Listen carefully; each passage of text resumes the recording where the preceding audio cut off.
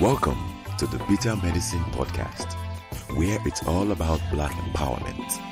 Our show focuses on Black news and entertainment, arts, science, economics, history, people, and strategies that uplift, empower, and motivate Africans within the diaspora. And now, your host, whose favorite color is black, Goku.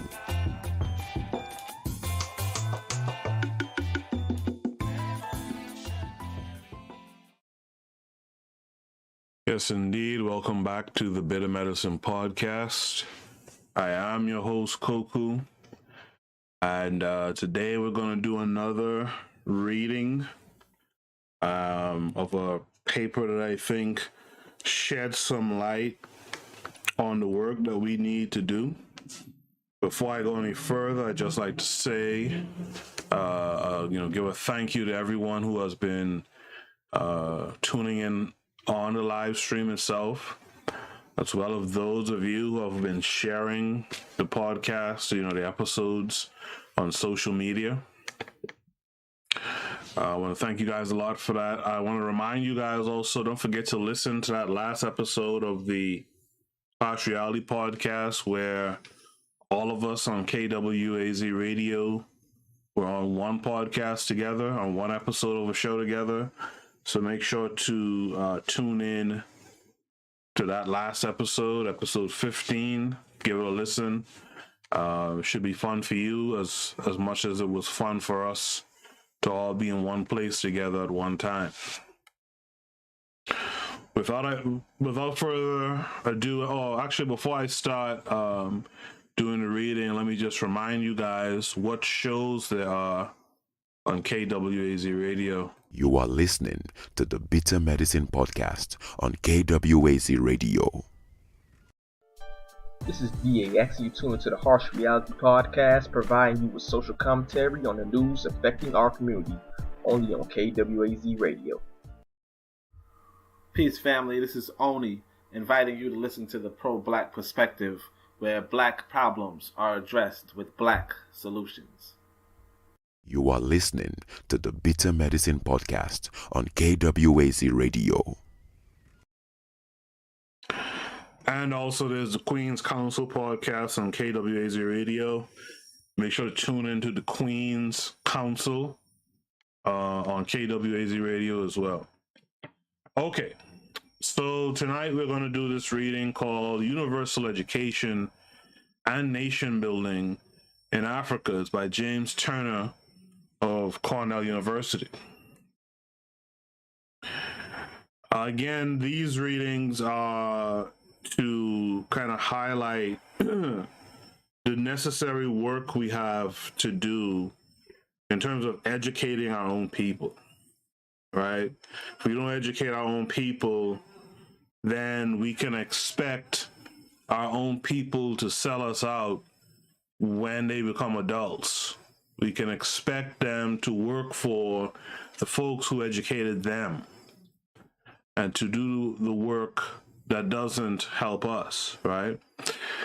And so, again, I'm putting out there that, I've got this project that the podcast is working on. It's a project to create a modern African-centered curriculum, kind of in the vein of what Booker T. Washington did over 100 years ago with the Tuskegee Institute. But we've got to update and refine and include areas of study that Booker T. wouldn't, have had in his work at the time. And the idea is that, at the end of this, that the African child who passes through this curriculum will have been taught how to face and deal with problems in their community. I would have the self-esteem to stand strong and deal with the problems that are in his or her community. We also are doing these readings, and this reading tonight is representative of it because it shows you that education, the right education, will give you the right nation, right? And Black folks seek a nation. They seek a stronger continent, a stronger Africa. I've been talking about this for a while now, for some years now, really. But the stronger that the continent is, the stronger that its people are going to be, well, worldwide. So, universal education and nation building in Africa.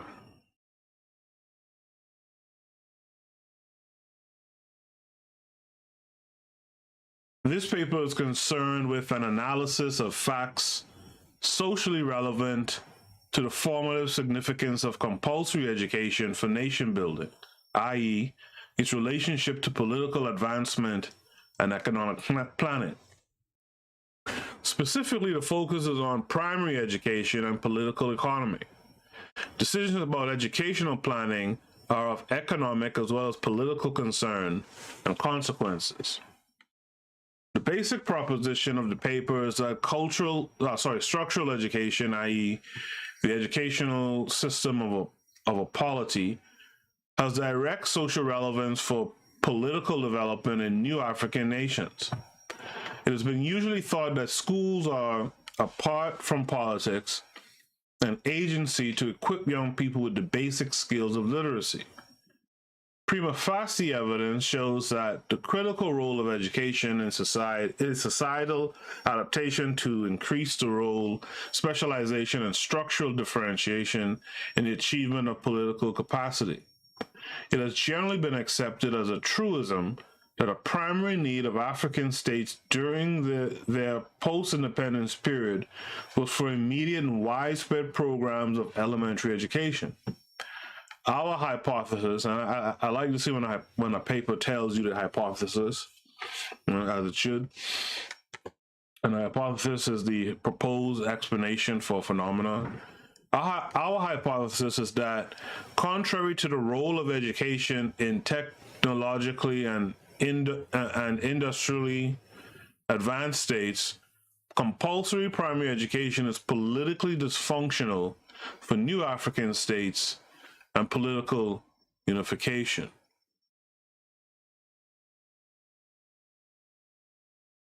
Primary education is politically dysfunctional. And that's the thing, like I've said this before too on the show. You know, a friend of mine who we used to organize stuff together in college, he said to me one day, he said, you know, everything's political.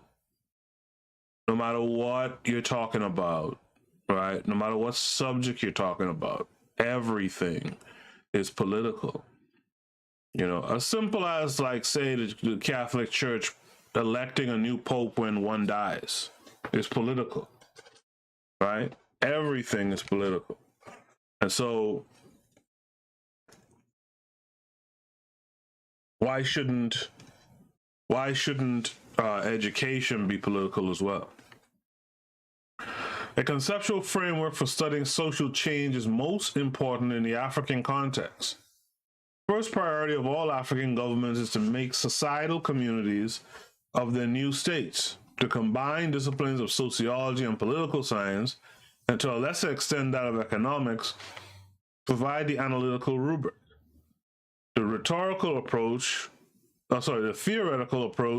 is essentially structural/functional, as developed by Robert Merton. Our operational definitions are as follows. Functions refer to those observable consequences or characteristics that relate to the adaptation of a system or relate to its maintenance and continuity. For characteristics that make for or aid in adaptation, the term dysfunctional will be used, while the term dysfunctional will refer to those which weaken or lessen the adaptation of a system. So that's something we got to ground ourselves in for the reading of this paper, right? For characteristics that make for or aid in adaptation, the term functional will be used, while the term dysfunctional will refer to those which weaken or lessen the adaptation of a system.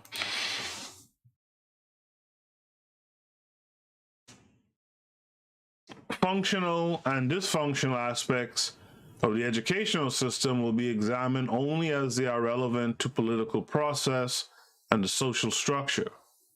Primary emphasis will be placed upon those educational functions directly concerned with the process of building a unified and viable national state.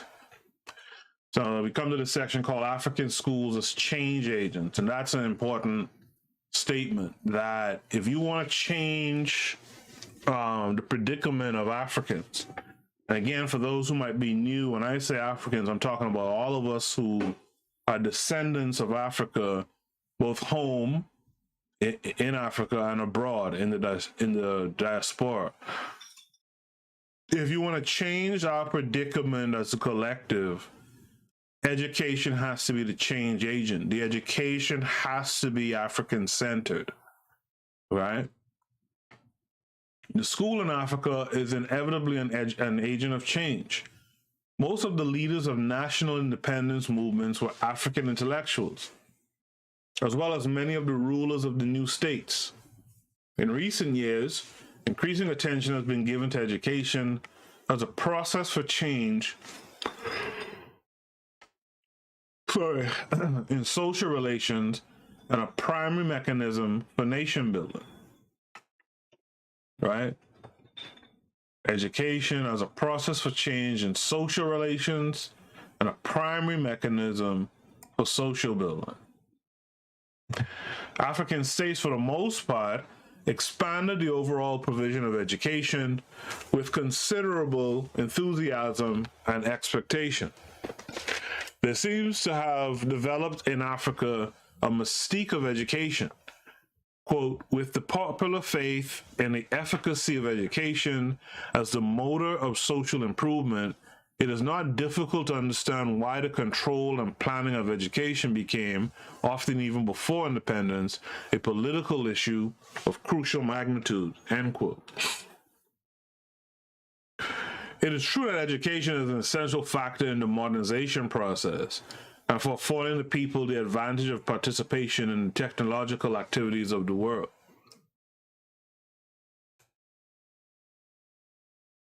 Nationalist movements produce at least two crucial political and sociological changes. One, an end to overt colonialism and a shift of state power. And two, rising social expectations on the part of the people.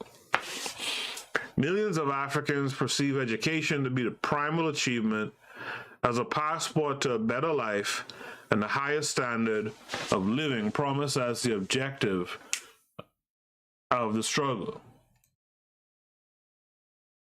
That's the same outlook Caribbean Africans have as well. Promised as the objective of the struggle for national independence, right? You cannot be, right? It's obvious that, you cannot be a nation led by dummies. I said it before here on the show, we're in a situation where the dummies are teaching the class now, right? We follow the dummies, and the dummies are going to tell you not to really listen to the smart kids, right? But to listen to them and whatever idiocy they're on. And you see that amongst certain speakers in the Black society here, like here in America. They'll tell you, I've seen it, I heard it myself before anyone wants to question it. They'll tell you don't listen to smart people. Like, for example, Tariq Nasheed, quote unquote, debates Jared Taylor, white nationalist, a couple years back. And frankly, the white nationalist handles them. It's a wash. But Tariq Nasheed will go back to his audience at the time and tell them, that he beat the brakes off Jared Taylor in intellectualism, which he didn't. And then he'll tell you that, well, you know, you ain't got no time to sit up there and debate intellectually with these white supremacists and blah, blah, blah. And you folks, a lot of you folks, listen to that. You don't want a nation that is run by people who are not intellectual. That's why I said before that Du Bois's talented 10th was not, in theory, a bad idea. But the problem with theories is if you don't put theory into work, then it's a waste of a theory. And to do that, you have to really sit down and analyze the thought, the theory, right?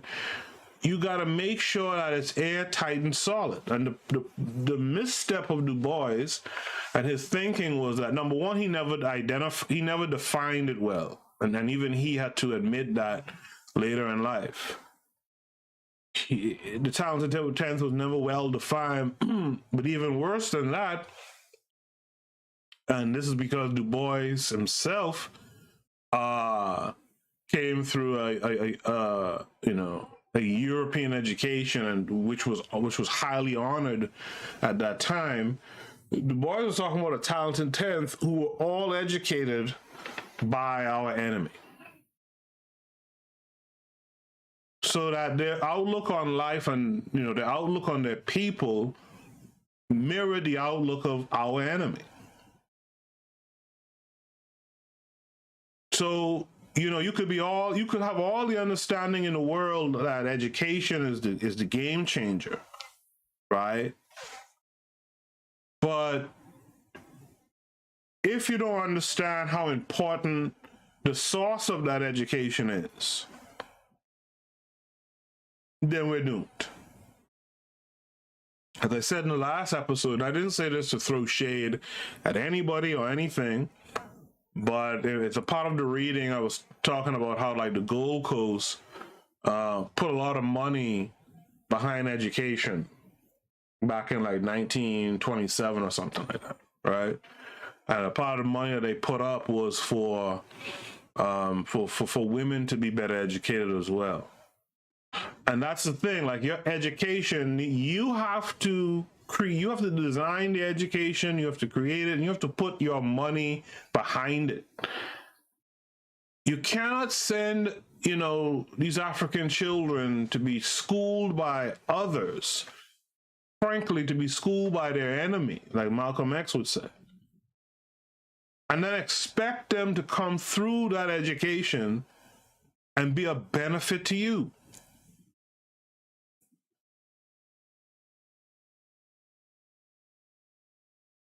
And my thing is, you might not be able to do the work, right, to create the education, because it's a lot of work, right? You might not be able to do the work, but support those who are able and willing, which is important, to do the work. Ask them, like I've always said to you guys, ask, how can I help? To continue. Of course, this notion of the central importance of education for social improvement and economic opportunity has been cultivated during the colonial experience, but has been intensified with a new sense of legitimacy following political independence. The growing quest for education demanded a rapid expansion of educational systems in most new African states, particularly on the primary level. Political leaders who wish to stay in power had to comply with this major public pressure for increased educational opportunities, even though the educational system absorbed a disproportionate amount of the budget, and such a program might put an undue strain on the financial capabilities of the country. The demand could be met only at the expense of other areas of national economic budget and other forms of investment. You see, and like, this concern about how much budget education eats up is oftentimes a little bit short-sighted, right? Like, education might take up a good deal of your budget today, but the benefits, the return on the investment, the ROI, is super high. Some people will say, well, other things need to be done right now, and I get that, right? You look at somewhere like America that puts so much money into military, right, and so little into education. You don't want to build a nation like that. You want to balance it out. You want to understand that the work that you're putting into education today has massive benefits if it's the right education that you're putting into place. To continue. But most, if not all, political leaders accept the axiom that education is the basic component in nation building, and thus a foundation from which the economic progress of Africa would spring. The reasoning was patent. In a modernizing society, where personal achievement tends to supersede and replace ascribed status and primordial relations, only education could open the door to political participation and social opportunities and economic advancement. Education, then, was to be the panacea, though the precise relationship had not been fully worked out. The existing statistics studies apply to the well-developed countries where data is available. Although little is known at present about the role of education in lifting an economy at an early stage of development, there is a presumption and a certain amount of historical evidence that education is one of the main prerequisites to the movement forward into sustained growth. And that's a quote by Phillips in 1961, right? See, the thing is, at this stage of the game, we know the importance of education. And we know the disaster of lack of education in a society. More importantly, we know the disaster of lack of education in a society. History has shown that to us. It would be expected, in view of the scarcity of available financial resources, the African governments would allocate funds with greater certainty concerning the best possible economic return. But as in all governments, political considerations interfere with planning. That's a good statement. That's a true statement. But as in all governments, political considerations interfere with planning. Political leaders in Africa feel a sense of urgency about eliminating the stigma of illiteracy, which makes their countries appear inferior and offends their senses of national and human dignity. Education is not only viewed as the key to technological modernization, but also as an effective means by which to diffuse a sense of the African dignity, produce feelings of national spirit and identity, and create an atmosphere for political integration. And again, like all of that stuff bears out the point I've been trying to make to you guys. Like, without education, right? How can you expect your nation to advance or even compete, right? One of the problems we have in Black society is that we don't compete, and a lot of it has to do with two things I talk about a lot. We don't have the self-esteem for competition, and and that self-esteem comes from the idea that we don't have the education for competition. You cannot enter a gunfight if you don't know how to use a gun. As simple as it might look to you, that is just a case of point and pull the trigger. There's more to it than that. If you don't know how to use a gun, you cannot enter a gunfight. You cannot compete. So the education is super important because a lot of us know that we don't have it.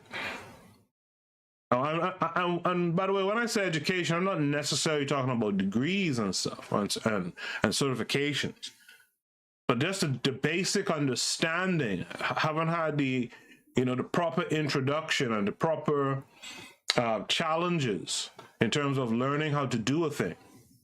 A lot of us know we don't have it.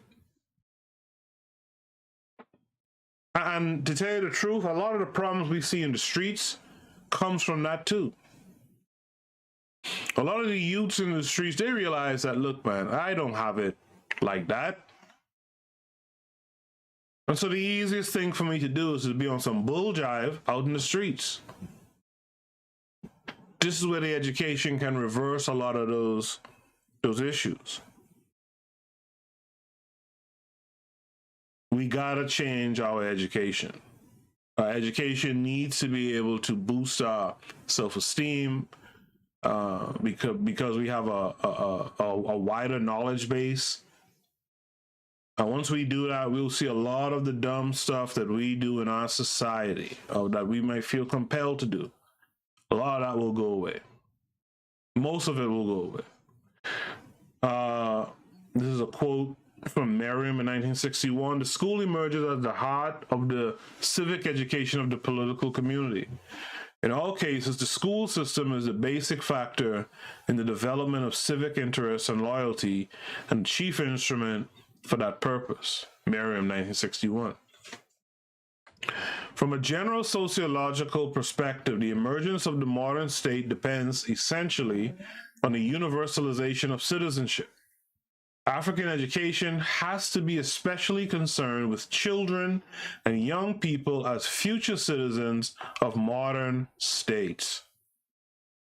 You know, I was thinking about like this concept of like building a curriculum, and you know, one of the things that really crossed my mind, and this is the thing you always have to keep in mind with education, is that for your children to be better learners, you have to be, as the adult, as a parent, you have to be a pretty good learner too. There are cases where children can rise up and above, etc. But you know, and that has been, there's been some history to that as well. But even then, I've noticed that there's some limitation in the child who rises above their parent, or like completely rises above. There's a limitation because the child is usually beholding to the level of education of the parent that they rose above. Their outlook is still tied to that parent. And so if you really want this learning for our children to change, one of the things is you as the adult has to become immersed in the learning as well. Big problem, I know several teachers. Big problem in the school system is that the teacher in the classroom, the expectation is solely on that teacher to get this knowledge across to the students in the class. Parents usually take no hand in their kids' education because they figure that, well, didn't I send you to school to learn that? And that's something we got to change as African people.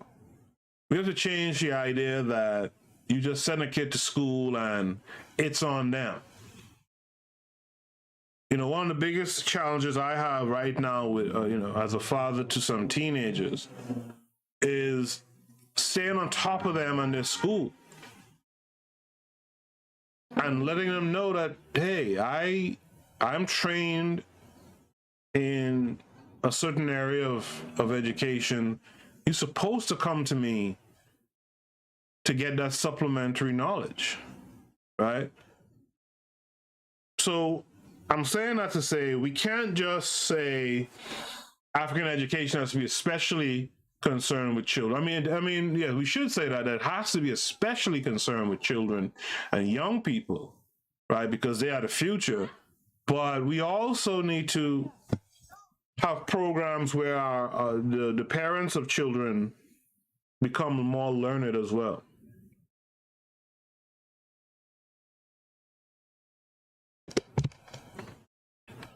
There are some tasks of socialization performed by the school which relate directly to political loyalties. Mobilization of African communities to take part in the social transformation that followed political independence could be greatly facilitated by expanding educational facilities to increase the level of popular political consciousness. Literacy is the key to wider communication with the people. And that's a problem, you know, that a lot of what you call burgeoning at the time African nations during the period of of emancipation. A big problem that was seen, was that a lot of the people were not literate. And the problem with that is some people think, well, that's a personal problem. No, that's a nation problem. Because if you have a population that's largely illiterate, you're setting up the conditions to have a leader or leadership that's more akin to dictatorship. They tell you what to think. They tell you how to move, right? Because you don't have the capacity, at least seemingly, right? In fact, by fact, you don't have the capacity to read and understand what needs to be done. So you have to be told what's done.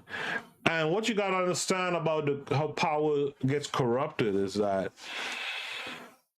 over time, that's what people, if you don't have the proper checks and balances on these people, and again, that requires literacy as well, right?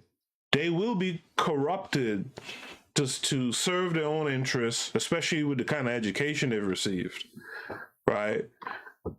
And so those are the things, learning from history, right? You don't want to be in that situation. In this day and age where most of our people in most African nations, be it on the continent or the satellite nations in the Caribbean, most of the people are literate now. But here's the next problem that occurs. How many of the people are technologically literate? Most people could read a thing.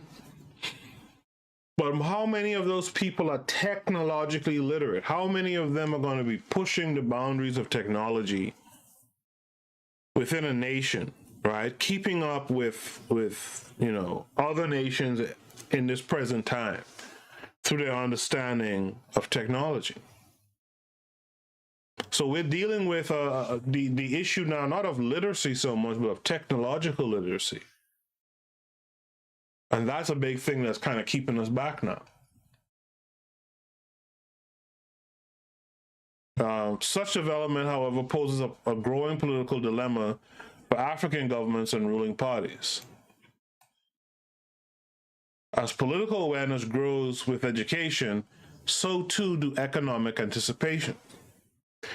It is the relationship, what's going on here?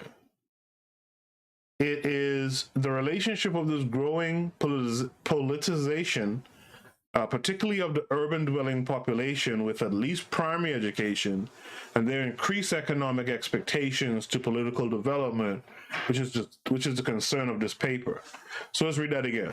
It is the relationship of this growing politicization, particularly of the urban dwelling population with at least primary education, that their increased economic expectations to political development, which is the concern of this paper.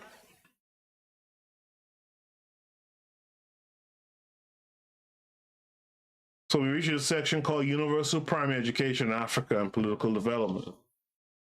During the terminal stages of colonialism, education was highly valued as an indispensable base for all progress, and this value was carried over and elaborated during the immediate post-independence period. This faith in education, quote, this faith in education is a fundamental datum which any calculation about Africa's future must reckon with, close quote, by Sutton in 1961.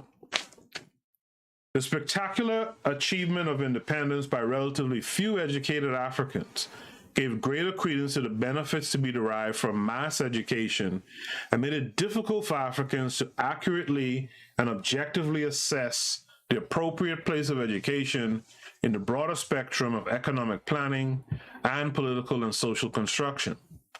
Most African leaders had been educated in Western Europe or America and had become firmly convinced that compulsory education was a sure road to political democracy, social equality, and governmental efficiency. Furthermore, they were aware of the literacy gap between the so-called modern world and Africa. The familiar orthodoxy was that education would reduce cultural fragmentation and local parochialism within a larger cultural mix, and is required for development of Africa's manpower needs necessary for economic and political development. Generally speaking, African nationalism has been a populist movement proclaiming the rights of man and advocating a sense of national solidarity predicated upon a common education available to all.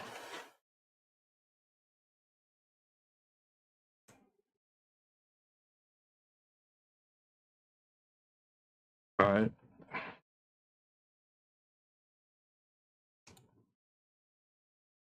Yeah, so generally speaking, African nationalism has been a populist movement proclaiming the rights of man and advocating a sense of national solidarity predicated upon a common education available to all.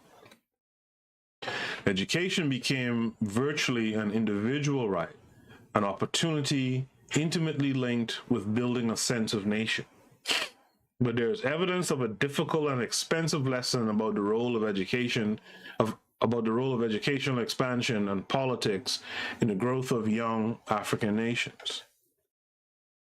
This is a quote. Early era optimism concerning the inevitable returns to investment in schooling is now being replaced by a more guarded attitude concerning the possible role of education in development. The rapid expansion in primary school provision has created a new and formidable problem, that of unemployment among individuals with a few years of basic schooling. Paradoxically, at the same time that the new states argue for a major effort in the provision of schooling, they are unable to utilize its products effectively in the context of development. So that's also a general problem of nation building anyway. As I mentioned in the last episode, like when you nation build, you have to ensure that there is work for the people and that the jobs, this is what you should be doing, that the jobs should be located where the people are. And so you can push education. The thing is though, you have to have the ability to take the educated from the schools and put them to work in solving your problems. And that's something we have to be very mindful of. Like, what's the sense? And we see this today too. What's the sense in, for example, being a black person, go to college and major in physics? When you come out and major in whatever. And when you come out, you have to go over across the street, so to speak, to these other folks to get a job. Who could use their, who could use color or what have you, or, the excuse of them being in a nation, for example, in their nation, to discriminate against you. So that's a good point there, that, the reason why as you're building a nation, you would invest in education is because there should be, a ROI. There should be a return on your investment. But at the same time, right, and this is key to keep in mind, you have to also ensure that you have it in place where the folks who have received the education can use it, right, to fix the problems in your nation. We talk about brain drain. We talk about brain drain in a lot of these African nations and African satellite nations. And brain drain occurs for the same reason. Like, I've gone and gotten this education and I cannot get work here in my own hometown. What am I to do? Where are you going to leave? Well, what sense does it make being an educated, unemployed person? You're going to leave. And so that's something as a part of nation building. You have to make sure that yes, you still have to make sure that, you're investing in education, but you also have to make sure that when you're done, or when the student is done, that education can be put to use for you to continue.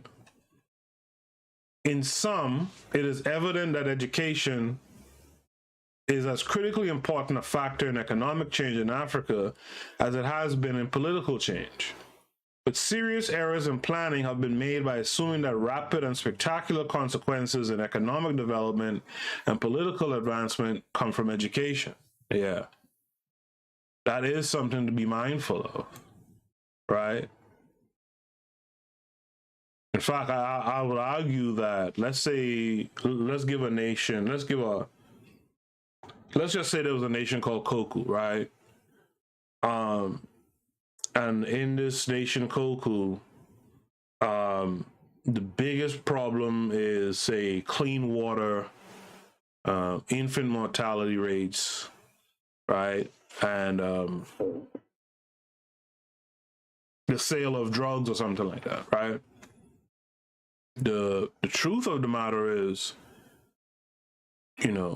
as you move up from primary education, the education in that nation, Cocoa, needs to focus on clean water issues, infant mortality, and rampant drug use, right? To have a bunch of people who are, studying liberal arts or something of that nature, right, is of no use to that nation. Yes, you can still have industries within that nation that utilize liberal arts education, filmmakers and things of that nature, but those people receiving those education or those types of education will not be solving the major problems, and they're gonna kind of be just kind of middling around, right, doing the things that they like to do, right, when we have a real serious national problem. So it's true, you cannot just push education without having thought about what are the problems that we face and how are we going to produce the people that could eventually fix these problems, right? So you have to plan it out. With the curriculum that I've been working on, the idea is to work from a science and technology, from a STEM center outwards, right? So, because the problems that we are facing and that we're going to increasingly face are technological ones, scientific, technological ones, right? And so with this curriculum, not to say that everyone has to become, a STEM-focused individual, but when you start with STEM at the core and then you build everything from that idea, right? So you're writing in English class, you're writing about some problem and, potential technical fixes for the problem or what have you, right? That's a better education because we know the problems that we're going to face going forward, right? The problem of technology and technical literacy, being able to express our ideas in terms of building like a technological future, right? Because we know those things are coming, and we need to get on it now to combat it, right? We know then that the people that we produce will be the people who can deal with these problems in the future. It's inevitable. If you make your curriculum centered around problem solving and you identify the problems that are most impactful, right, most negatively impactful, then without a doubt, the people who've successfully gone through this education, they will be the prime people to fix these problems, to tackle and deal with these problems. So this is a good point to understand as well, right? You have to plan the kind of education based on what's coming down the pipe. To continue, Nigeria is a classic illustration of such erroneous planning, which precipitated a dysfunctional relationship between universal primary education and political advancement and economic development. Now, we had a section called Compulsory Universal Education in Nigeria, an illustrative case. So this is good to study history. History will inform you of how to order your steps in the present, but more importantly, how to order your steps going forward. So let's see what the problem was, right? In terms of Nigeria pushing education, but not planning, right? How does education, what was the consequence of this education on economic development and political advancement, right? Beginning about mid-1952, politicians in southern Nigeria began to call for free, universal, and compulsory education. S.O.A. Awokoya, then Minister of the Western Region, warned that education development is imperative and urgent. It must be treated as a national emergency, second only to war. It must move with the momentum of a revolution. Think about what the brother said here. Education is imperative and urgent. It must be treated as a national emergency, second only to war.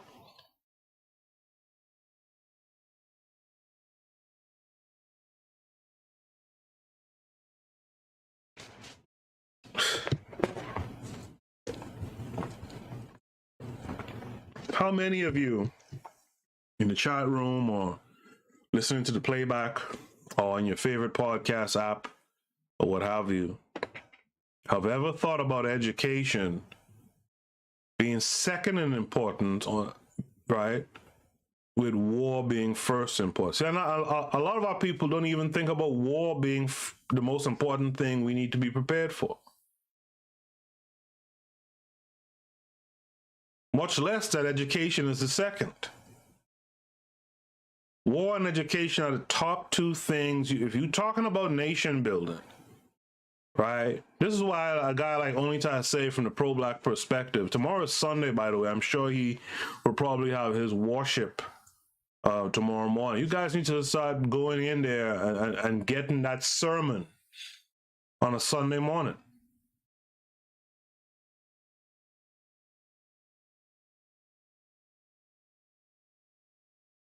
Even education must teach war. We got so many of our people walk around with their head in the bubble. Sometimes I wish I could walk around with my head in the bubble.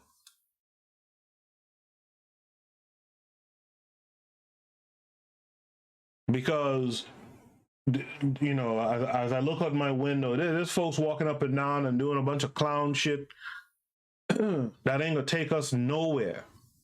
That will take us nowhere. And most black folks I look at walking around are just doing it, just a set of friggin' clown shit. When most other folks understand you must always be ready for war. I was watching some YouTube videos the other day, man. And I was watching this. I came across, because I'm a big fan of the maker space. I've talked about that in the show before. On the Discord, I think I'm going to upload a lot of those maker magazines where, it's like citizen science type stuff. People at home building and understanding technology and building prototypes of stuff. And as a matter of fact, I have this PDF bundle of where these white folks are using their little home shops to mill out like homemade guns and weapons. I've mentioned this on the show before as well. right? These guys are educating themselves, number two, in number one. They're educating themselves in war.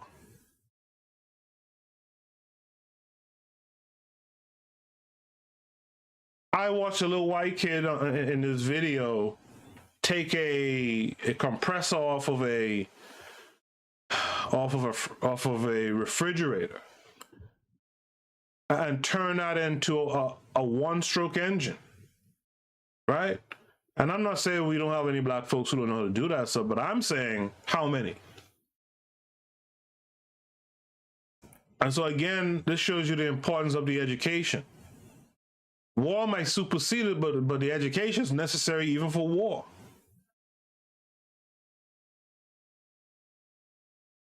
Which in some ways, to me, makes education even a little bit more important than war, but war takes precedence because of the situation that you're in.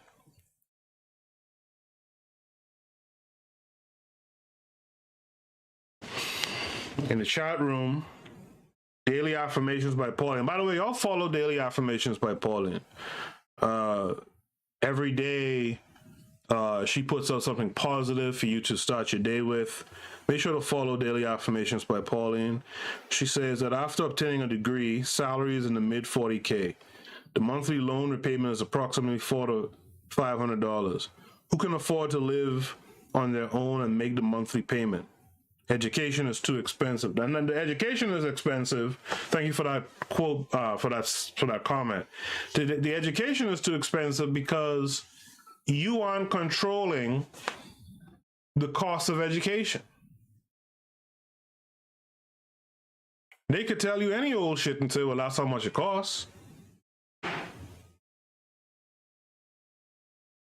I see these debates sometimes talking about like college kids in America who play a sport and how, a lot of these colleges, like these top Division I type schools, if you're outside of America, like in the continent or something, you're listening to this show, understand that on the college level, before you get these athletes that you see in the NBA or professional baseball or whatever, understand that in the college level of sports, there's a tier. There's like a 3-tier system, right? Called Division I, which is the top, Division II, second, Division III, the bottom. And those schools that belong in the Division I bracket, the schools that are often competing for, the big championship games in whatever the sport is, lacrosse, basketball, football, etc., right? Their coaches on those teams are making $7 million and higher a year, whereas the students aren't making a dime traditionally, right? And the argument was, well, they're getting an education. They're getting an education that's worth blah, blah, blah, blah, blah amount of money. Listen, education, a school is just a building. A school is a seat in a class is almost nothing, especially if you have a high student population.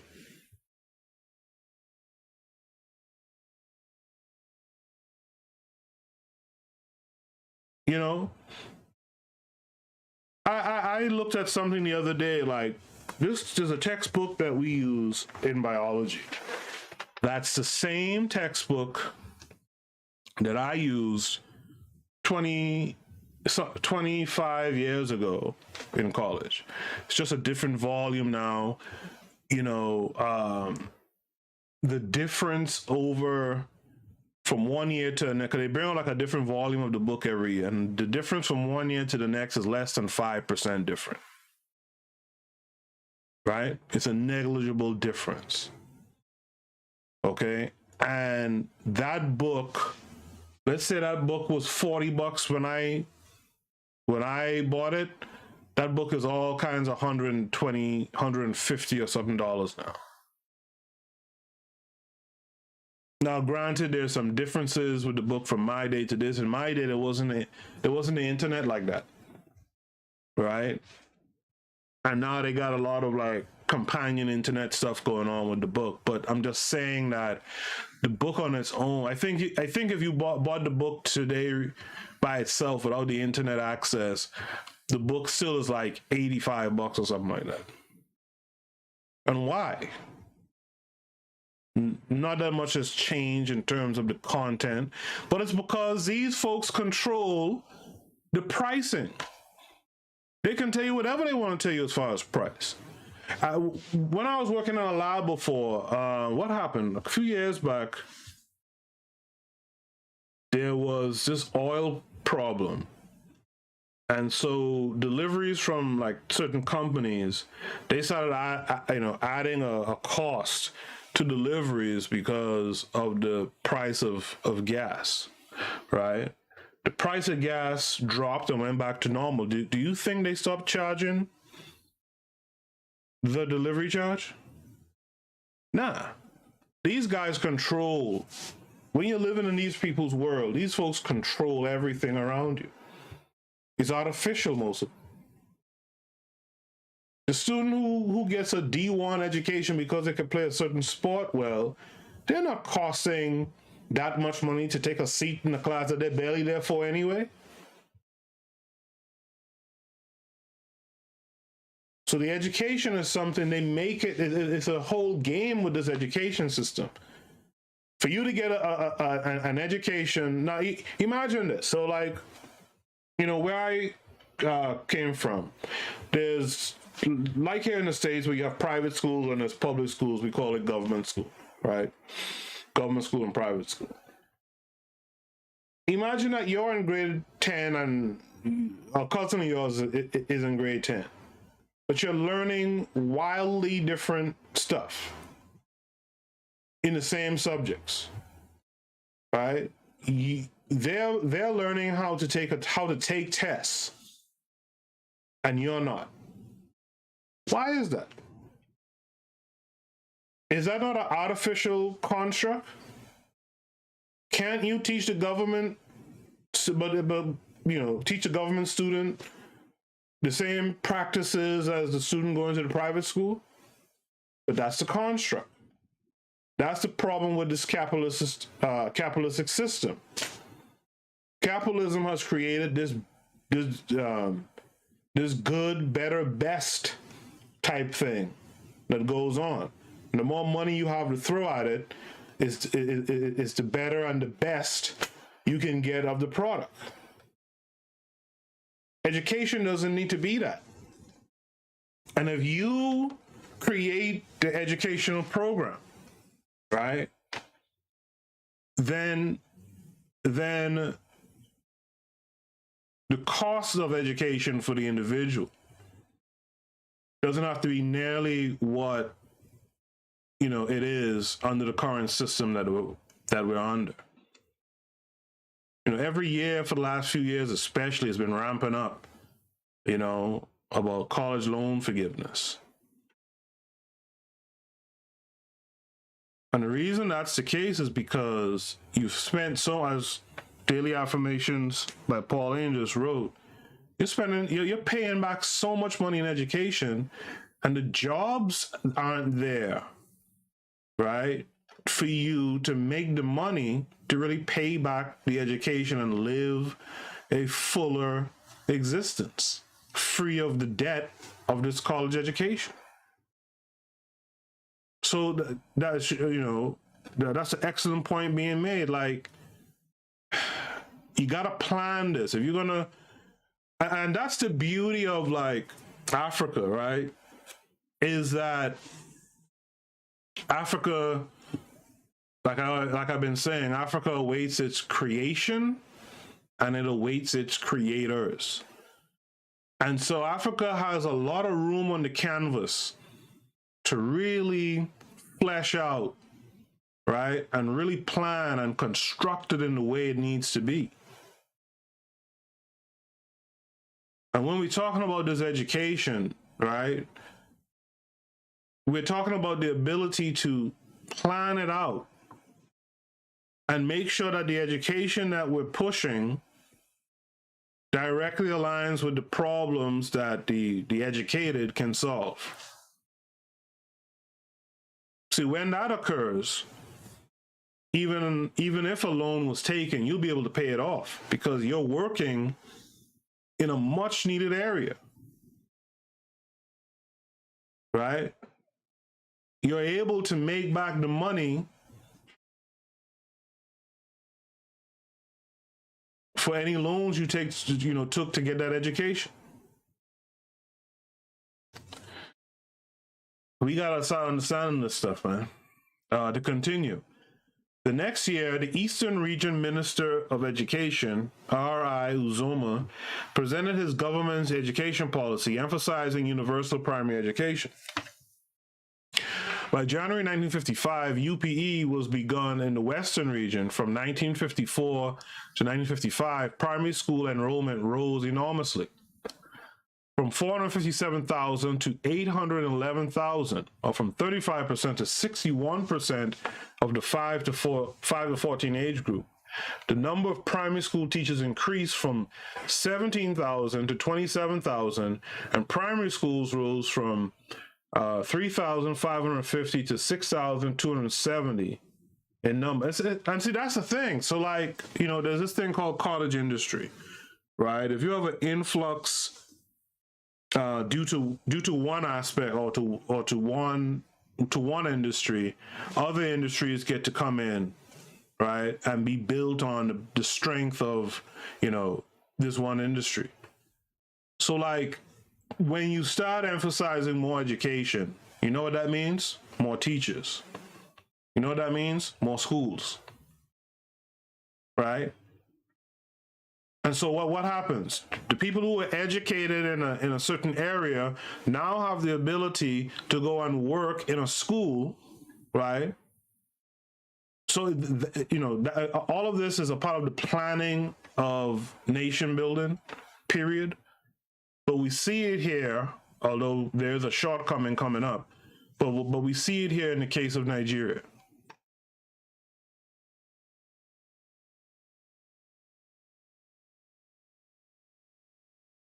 And to further illustrate the cottage industry, when you open up education, more people enroll to be educated. More people enroll, more teachers are needed to teach them. More teachers and students, more buildings. So that means now the construction guys have work to do. The carpenter has work. The plumber has work. You see what I'm saying? And that's how we keep our people employed. The more work we do, the more we're able to keep our people employed, keep our people on our side, or else we lose them to the other side. When we look at the Candace Owenses and stuff like that, Candace Owens sued a school or something for discrimination. But that didn't really do much for her. That didn't pull her up from wherever she was. So she found she's able to fill her belly by working for the other side against us. And this is what we have to protect against. 2/3 of this increase in local government spending was for primary school grants in aid. During the 1955 school year, the Western region spent $2.4 million on construction of primary school buildings and a total of $5 million for the 4-year period between 1954 and 1958.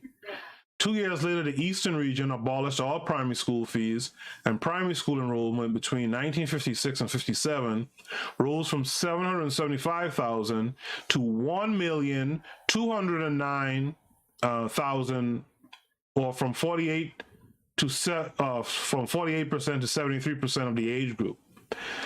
The number of primary school teachers increased from 29,000 to 40,000, and primary schools from 5,060 to 6,986. Spending for education rose from £3,573,000 in 56 to about $5 million by 1957. £5 million by 1957. The greater part of total expenditures going to primary school education. Primary school expenditures alone increased from just over 2 million pounds to almost 4.5 million pounds, representing about 1/3 of the region's total budget. The Nigerian political leaders were convinced that widespread literacy was essential for a functioning democracy and an effectively modern polity. Universal primary education as a political creation served to relate the political leaders with the masses. It was a classic example of welfare politics. However, with each passing year, the financial cost of education on central and regional government was becoming an increasing burden. Here comes the problem of not planning. The governments in both regions were soon compelled to ask their people to pay for fee-free education, right? So initially, the education was without fees. As you saw a few sentences back, they canceled fees. When they canceled the fees, enrollment increased. After a few years of that, it became a bit of a burden, right? It became a financial burden on the country. And so they ended up having to go back to the people and say, well, we need y'all to pay a fee for what was supposed to be a free education. And that's there's a dilemma, there's an immediate dilemma there. If I come into something, when I come into it, I understood it was free. Let's say I go to a function and the food is supposed to be free. Oh, let's say I go to a wedding, open bar, free bar. Well, newsflash, one of the reasons why I went to your goddamn wedding is because I went for the booze. And now I'm taking my drinks, and after I've had a couple of drinks, my speech is slurring, the bartender hits me with a bill. That can be very problematic. The government levied a raise in education rates. The levy was not received well by the people, like I just said. Either too poor or unwilling to sacrifice for education. And that's the thing. That's the problem with poverty, number one, and there's also the poverty with unwillingness to put money behind what you want. Poverty is a condition that will prevent you from access, of course. That's why there's so much, what's the term? There's so much dry rhetoric about poverty, right? Because, if you're poor, people don't really care to change that, by the way. But if you're poor, you're not able to walk through certain doors. That's it for you. But the real part of here that's problematic is those who are just unwilling to sacrifice for education. You have to be able to sacrifice. You have to be willing and wanting to sacrifice for education. After all, the politicians had created considerable fanfare over their promise for free primary education. That's why you got to plan. You can't put it out there and say it's free. I remember renting a place one time. This is many years ago, before I had kids. I rented a place one time where it was one of those kind of like basement apartments where everything is included in the price. And like at some early point, the guy who rented me the place came to me and was like, we didn't calculate the pricing of this place right, and would you be willing to pay the electricity? And my answer was nah. I closed the door.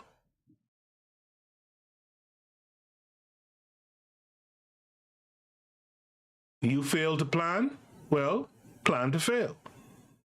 I'm closing my door on you for some bullshit like that. So you have to plan this stuff out. Anti-tax riots broke out in some parts of the Western region. The discontent caused serious political defeat for the ruling political party, the Action Group, in the Western region, and played a part in the decentralization of power in the Eastern region. Though the governments temporarily avoided the embarrassing issue of payment, fees were eventually reintroduced in the eastern region. It became fiscally irresponsible, which led to significant political ramifications. In the east, Nigerian leaders began, for the first time, to refer to primary education as an unproductive social service and to express concern over political problems of unemployment in the future. Again, if you don't understand how important it is that your actions are in lockstep with the intended outcome, and you gotta look at outcomes holistically too. You know, this was the problem here. You know, this is the problem of the college student, not to shit on liberal arts education, but this is the problem of those folks who go to school and you go to NYU or something, or Cornell, or, you know, whatever the highest, most expensive education is in where, you know, in whatever land you're on right now. And you go there and you major in sociology or something like that. That major is never, especially when you got to go beg other people for jobs, that major is never going to is never going to cover the deficit you incurred while trying to get it. One of the problems we see in the States here, like in New York, we have these people, these other folks who are teaching our children in these schools. And the thing that you'll realize if you talk to these other folks who are teaching your children in these schools, you'll realize that a lot of them actually went to school for law and, you know, things of that nature. Right, one of my kids had a teacher a young woman from the other side, who was really a lawyer. But why was she teaching? Well, because she was able to get that 50% off, that 50% forgiveness thing for any loans or whatever she took while pursuing her education. She was able to go down by the Blackies and them and teach for a couple of years, and boom, she was done. And this individual was so frightened of the people, you know, the children that she had to deal with. Completely frightened of the people that she had to deal with. She had no business being there. But because because of the deficit she had incurred getting her education, she took this job and the terms, and so she was able to knock off like half of that. And that's the thing. When you have that whole deficit, that whole debt to deal with, it's hard to move further with your life, right? It's hard to do the things you want to do, start a family, etc. You know.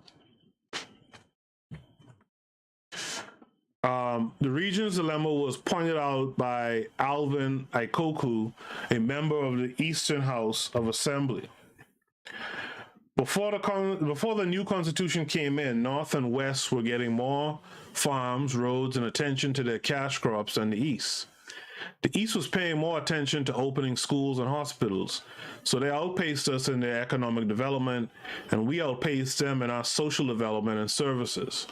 The result of the division is that we have to foot a heavy bill for social service. Also, the problem of education finance had the effect of intensifying Catholic-Protestant rivalry and projecting it to the center of the political spectrum, with consequent effects on the unity of village life, the effectiveness of local government councils, the nature of electoral campaigns, the composition of the NCNC leadership was altered, the views of political leaders, and the general effectiveness of many of the major decisions made by the regional government. As Nigerian politicians came to power, they became directly responsible for the consequences of their actions and could not dismiss as easily the British warning over dangerous effects of rapid educational expansion. Education competes for limited resources with other forms of investment, and educational expenditures must be justified by some form of economic return. That's the thing, like I've been saying, like you always, for whatever you do, right, you always need to see, or you always hope to see, some economic return. Moreover, and so like the act of building a nation, right, the act of building a nation must have, economic returns. Moreover, the very magnitude of UPE confronted Nigeria's political leaders quickly with politically explosive questions of how to pay for a scheme which costs far more than they had envisaged, and which was producing primary school graduates faster than the economy can absorb them.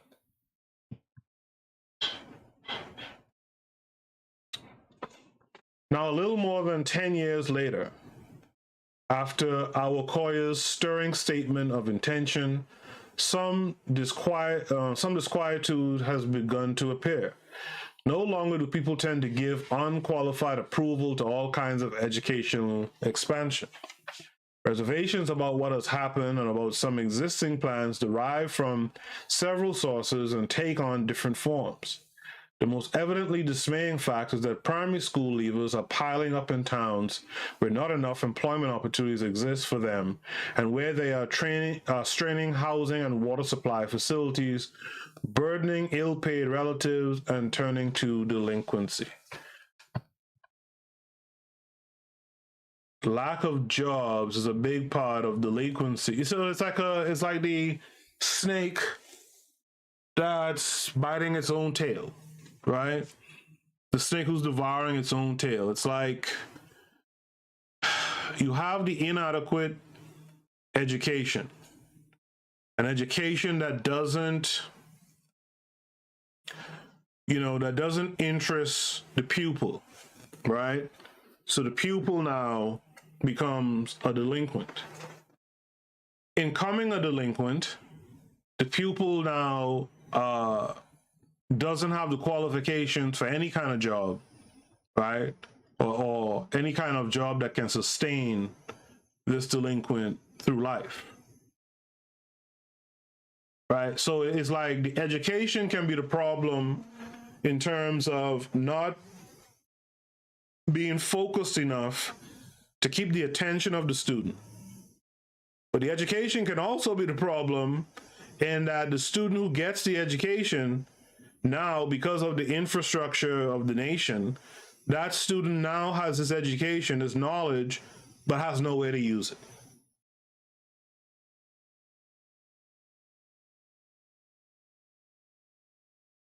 Nation building is not something that occurs by accident. And you can't rush to nation building. That's one of the things I keep trying to point out. You cannot so Africa needs to be stronger, we know that, but we cannot rush to claim that we're building up Africa. We have to really sit down and plan this thing out. And education is the key to it, but what kind of education? You see what I'm saying? The education has to be tied to the problems that you want to eliminate. To continue, politicians have begun to sense this situation as a potential source of social trouble. Just behind this issue lies the vast percentage of the Nigerian budgets, well over 40% of the Eastern and Western budget, that is being spent on education, particularly primary education. The money so spent is being withheld from industrial and agricultural investment that might provide an increased national income and more jobs. So again, here's the dilemma.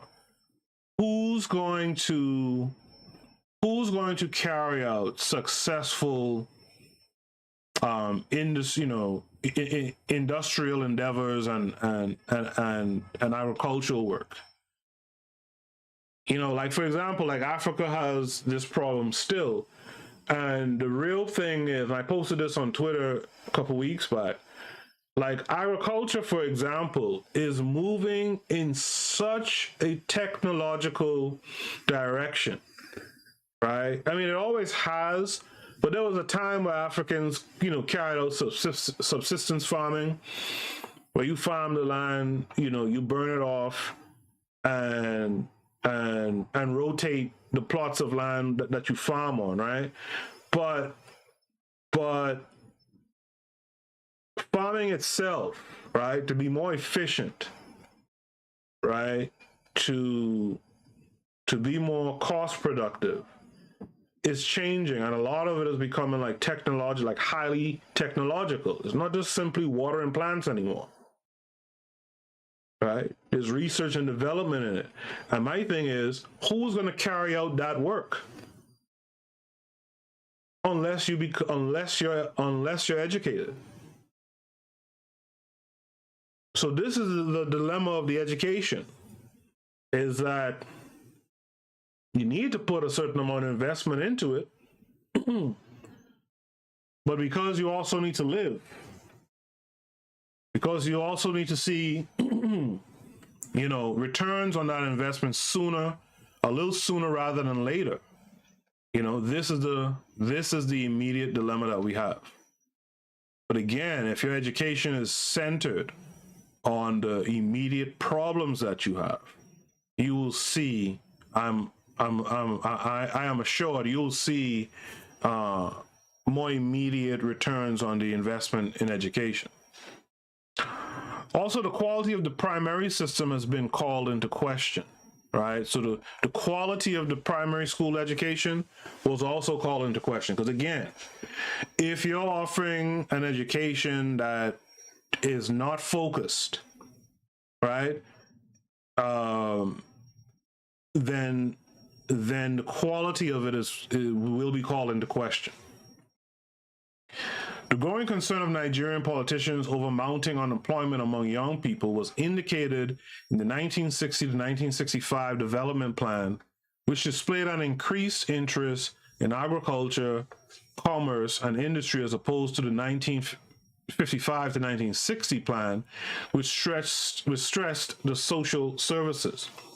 But in spite of substantial school fees in 1961, education in the Eastern region took 45% of the budget, and its recurrent costs are rising despite efforts to curb educational expenditures.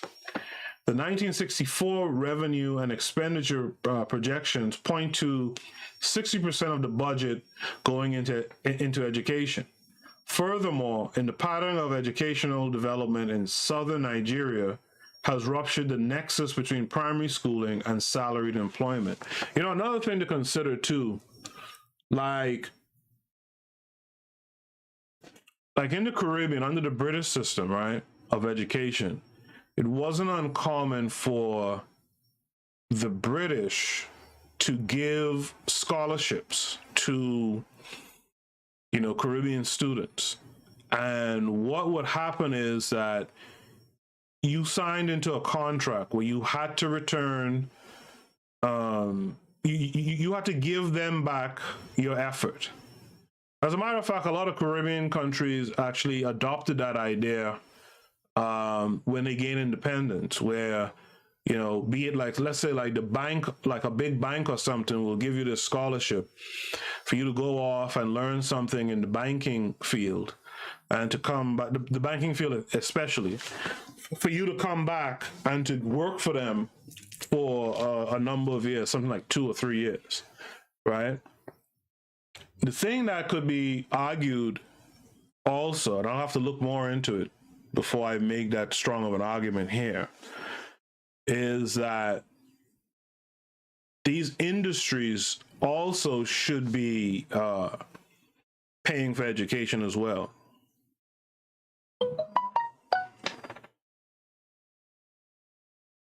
The 1964 revenue and expenditure projections point to 60% of the budget going into education. Furthermore, the pattern of educational development in southern Nigeria has ruptured the nexus between primary schooling and salaried employment. This is a quote by O'Connell. Given the sluggish rate of growth in lower job opportunities in the modern sector of most African territories, it is probable that any nation which succeeds in expanding its primary school enrollments beyond 50% will be faced with growing unemployment among school leavers. Like I said, if you have a nation that you're educated can't get a job in the country, they will leave. And that intelligence will go to another nation. I had an uncle who had to deal with that for a few reasons, but couldn't get education. Couldn't get highly educated, couldn't get work in his home country. He had to come to America.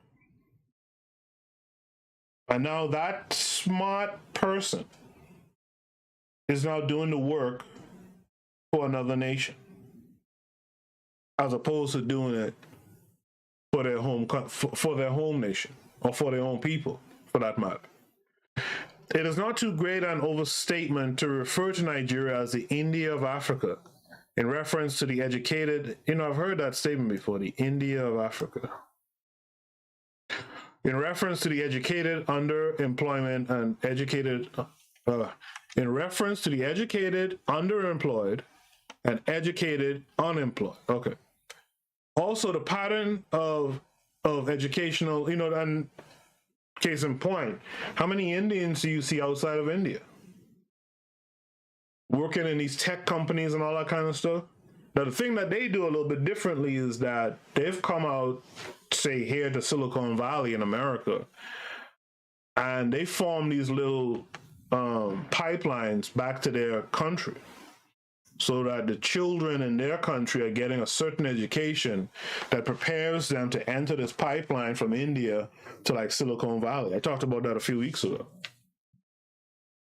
We are not doing that, We don't have a pipeline where, African or African Caribbeans can come to a certain place within a certain industry in America, right, and can give back to to the kids coming up in the home countries, and also extend a hand to them to bring them and like kind of have this, this carousel, right, of educating, helping the development of the children in the homeland, right, bringing them to a place where they can come in and do work and hopefully not only just help more kids back in the homeland, but also actually go back to the homeland. That's the thing that we miss. We don't actually return. And when asked about it, most people will tell you they won't return because they're not trying to go back to the conditions that they left.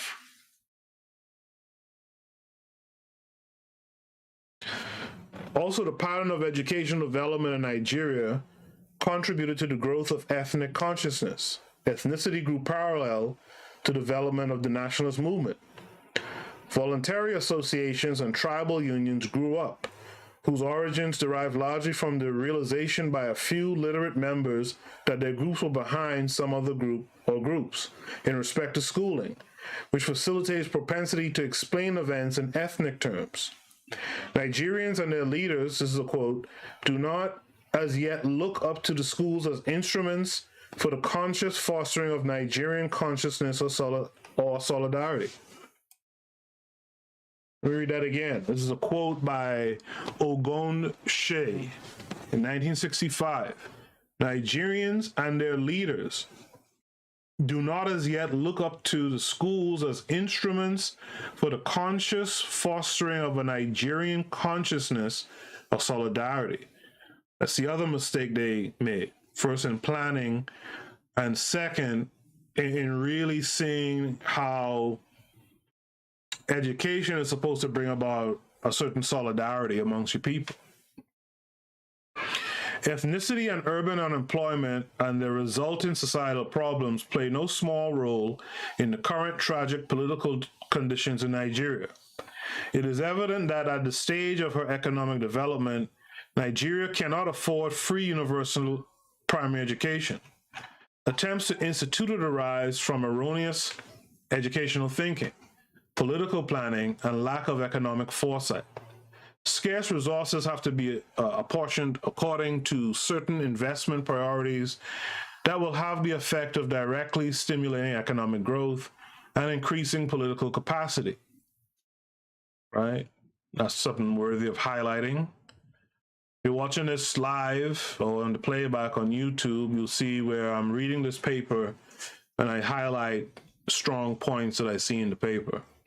The goal of universal primary education may eventually be more securely reached when it is not hastily pursued, but perceived as a progressive development to be coordinated with other aspects of economic planning and political development. In attempting to use educational expansion as an impetus to broad political development and economic productivity, greater cognizance must be given to the basic fact that the proposition of population inputs into the educational system that will be economically productive is a function of both the level and rate of development, right?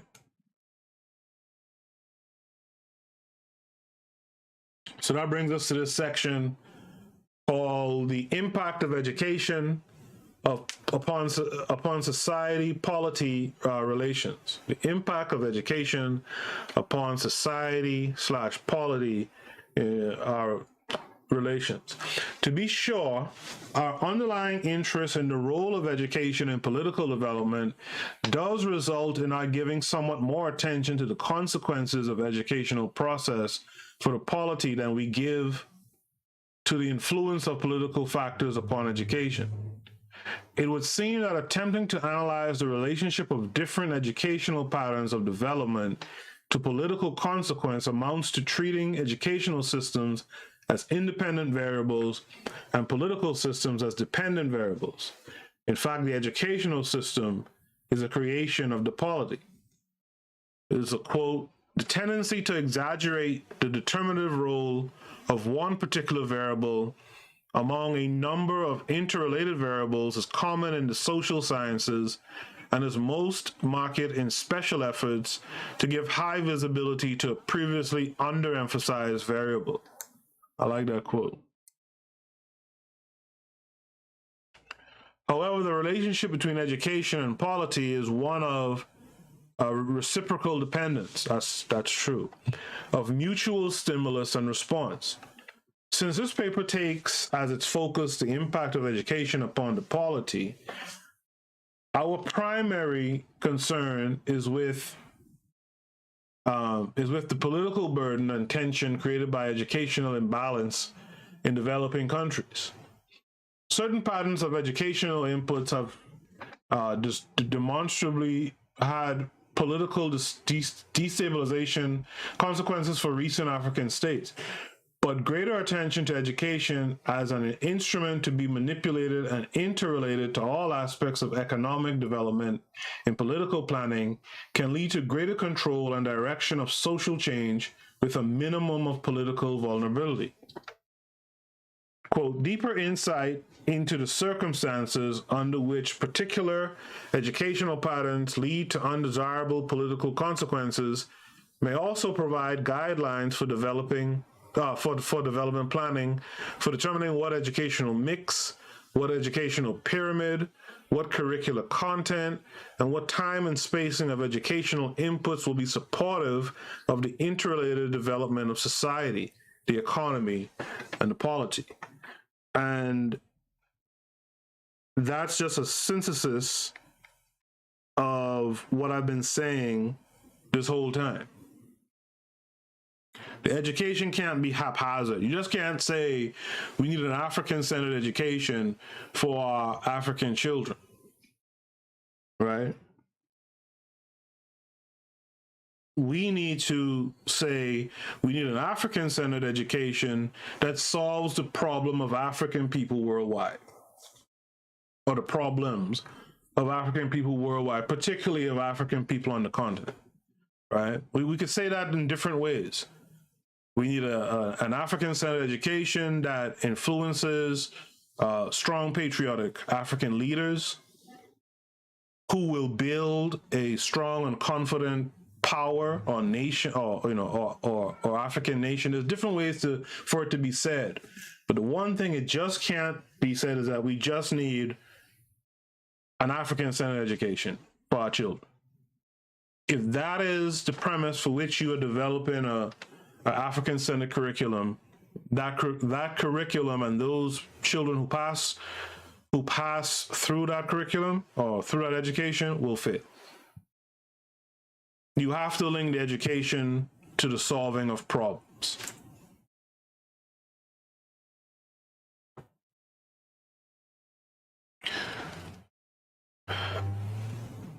If you're listening to the show, make sure to give us a like.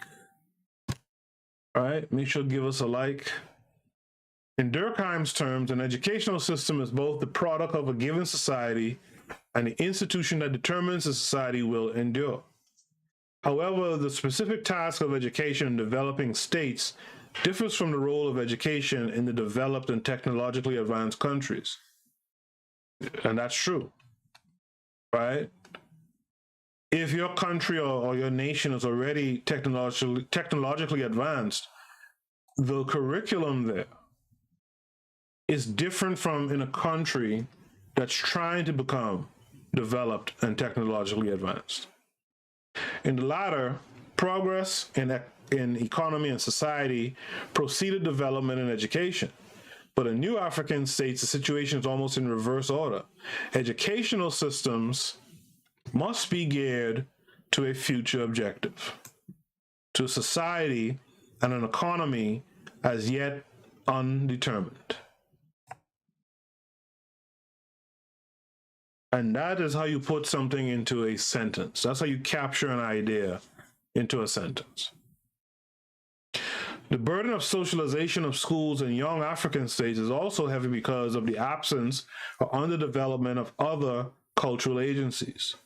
In modern industrial countries, the school had only a modest socialization task to perform. It mainly supplemented or embodied influences readily and abundantly available outside of the school. The political development process is an interminable interaction among the process of differentiation, equality, and the integration and adaptive capacity of a political system. Change and increase in any one of the processes has a concomitant effect for change and increase on the other processes. For example, increased capacity may lead to or require greater differentiation and less inequality. This conception of the political development process involves a notion of a development syndrome comprised of three primary principles. Number one, differentiation as the dominant empirical trend in the historic evolution of human society. Number two, equality as a core ethos, an ethical imperative pervading the operative ideals of all aspects of modern life. And three, capacity as not only the logical imperative or system maintenance, but also the enhanced adaptive and innovative potentialities possessed by man for the management of his environment, human and non-human, through increasing rationality, applied science, and organization technology. In these terms, political development can be regarded as the acquisition by a political system of a consciously sought and qualitatively new and enhanced political capacity as manifested in the successful institutionalization of one, new patterns of integration, regulating and maintaining the tension and conflicts produced by increased differentiation, and two, new patterns of participation and resource distribution adequately responsive to the demands generated by the imperative of equality. That's by Alman and Coleman in 1960. The potential integrative role of education in nation building and political development is widely acknowledged. Literacy, as well as attitudes congruent with modernization, is crucial for effective political penetration by government, as well as for meaningful citizenship. Education has a cardinal role in producing the skilled manpower and organization necessary for modernization. For example, Modern communication systems are made possible by mass literacy. However, rapid educational expansion may also have disunifying consequences, which in the short run may outweigh the integrative expansion on which such integration has been predicted. That first part of the paragraph is important. The potential integrative role of education in nation building and political development is widely acknowledged, or at least it should be.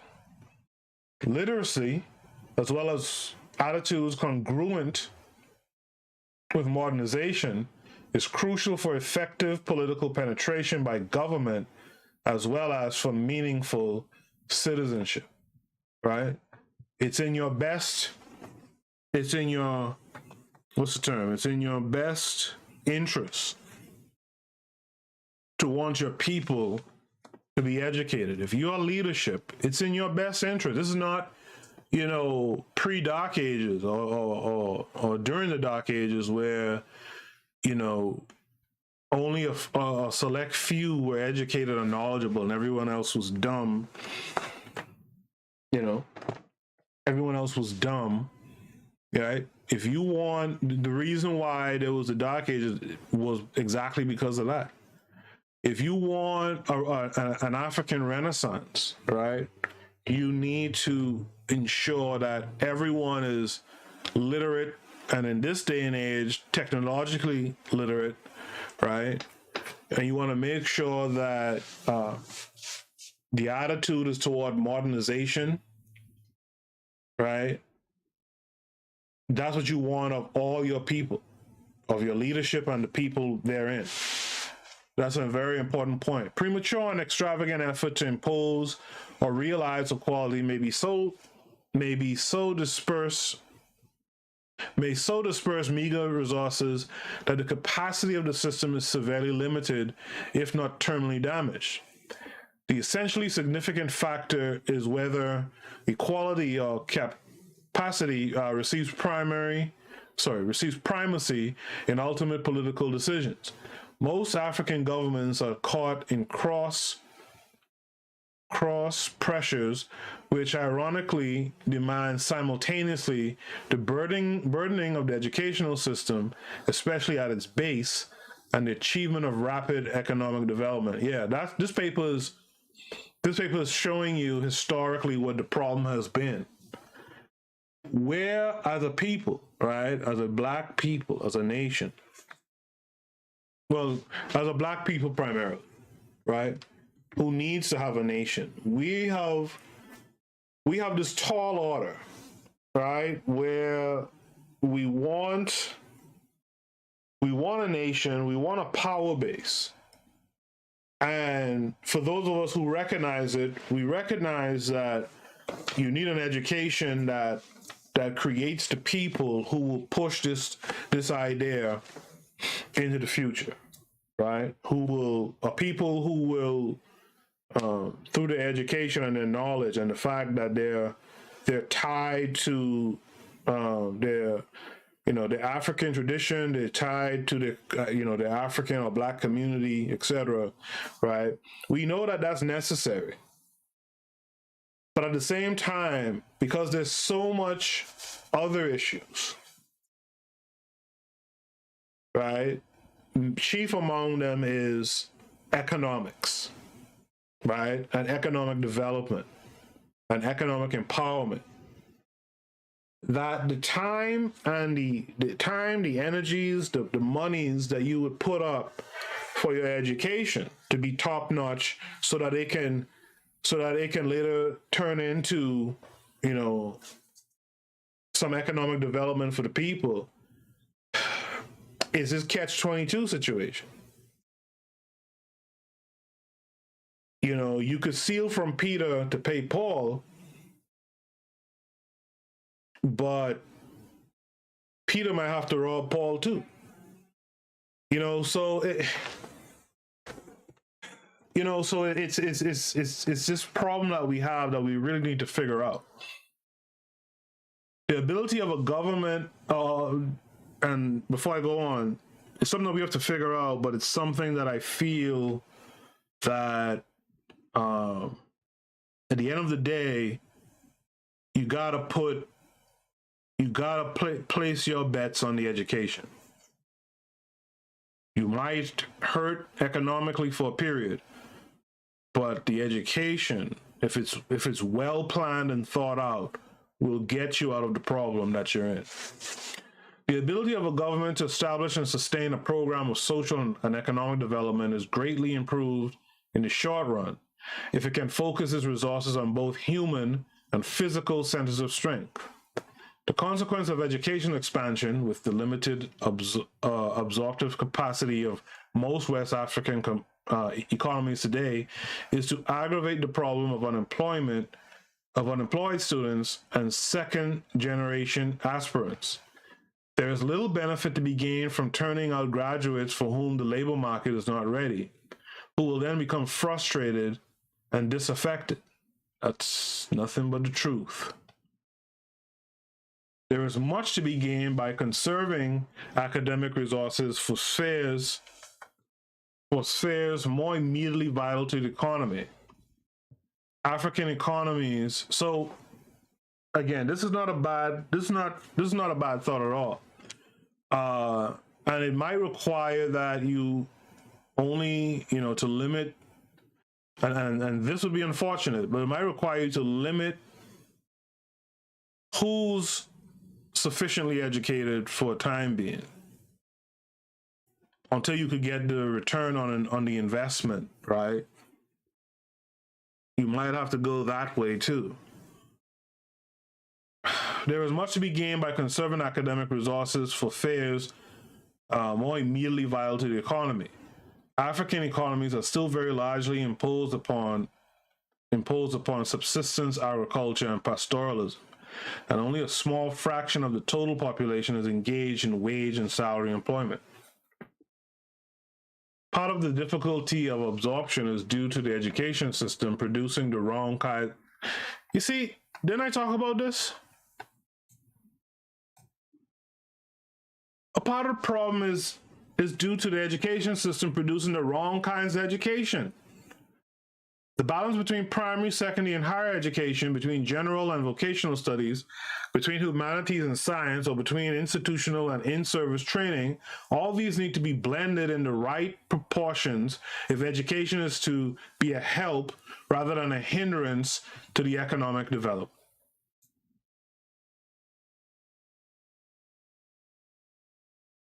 Hopefully by now this is coming across and the message is coming through to a lot of you.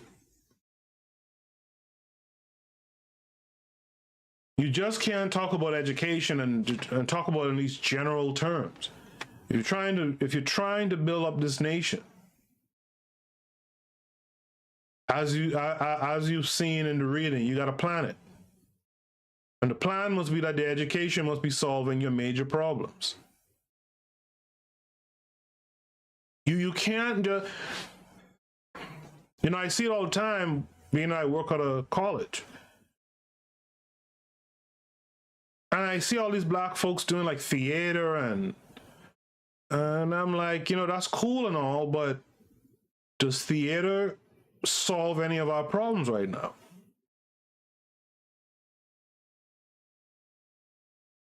And like I say, it's a catch-22, because if we had figured out these problems and built the industries for us and by us, then it's okay to go to school for acting or something like that, because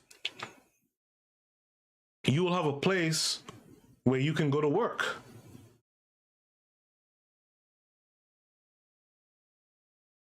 The widespread assumption that there is a direct relation between education and upward mobility derives from the fact that in most developing African states, there is a very close association between education and occupational mobility. This is the consequence of the weakness of the private sector, from the fact that most opportunities for salaried employment are in the government service, and from the fact that recruitment in service emphasizes educational qualifications.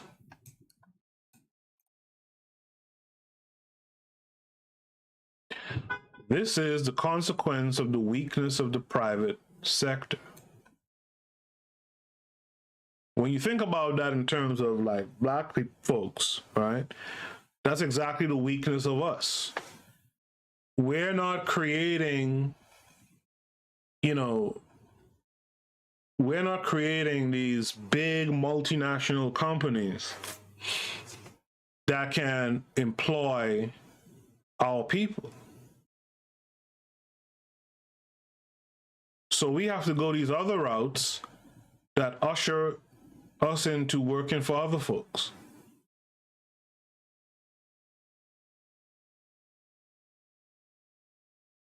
This is why you have smart guys like, what's my man name again? Ben Carson, right? When I was growing up home, they used to show these little vignette pieces on Ben Carson.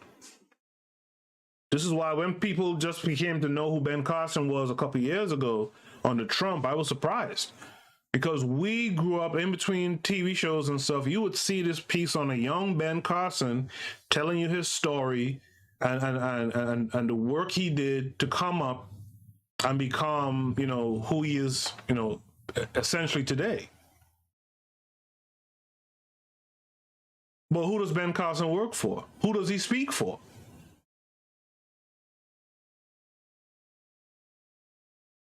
He speaks for whoever employs him.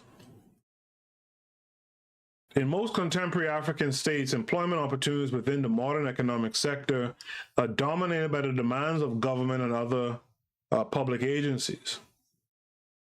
This bureaucratization of the employment structure confers a high premium upon educational qualifications.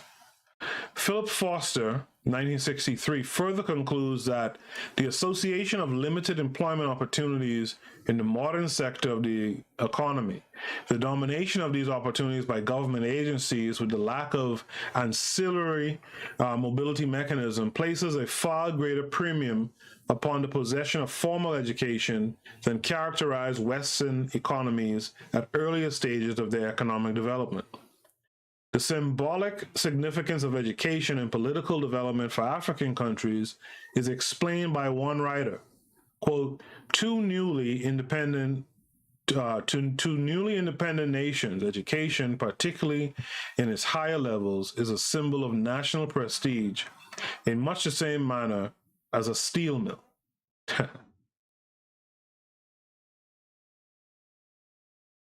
To newly independent nations, education, particularly in its higher levels, is a symbol of national prestige in much the same manner as a steel mill. The built-up bureaucratization of the occupational structures in new African states as a result of predominating nationalization of educational criteria during early stages of development can lead to the polity being shaped by bureaucratic dominance. The consequence of bureaucratic expansion, especially during early phases of the political system, is political weakness. Quote, premature or too rapid expansion of the bureaucracy when the political system lags behind tends to inhibit the development of effective politics. That's by Riggs in 1966. The extent of bureaucratic involvement in politics of developing African nations is exceptionally high. Such structural imbalance in the polity can and usually does lead to administrative bottleneck.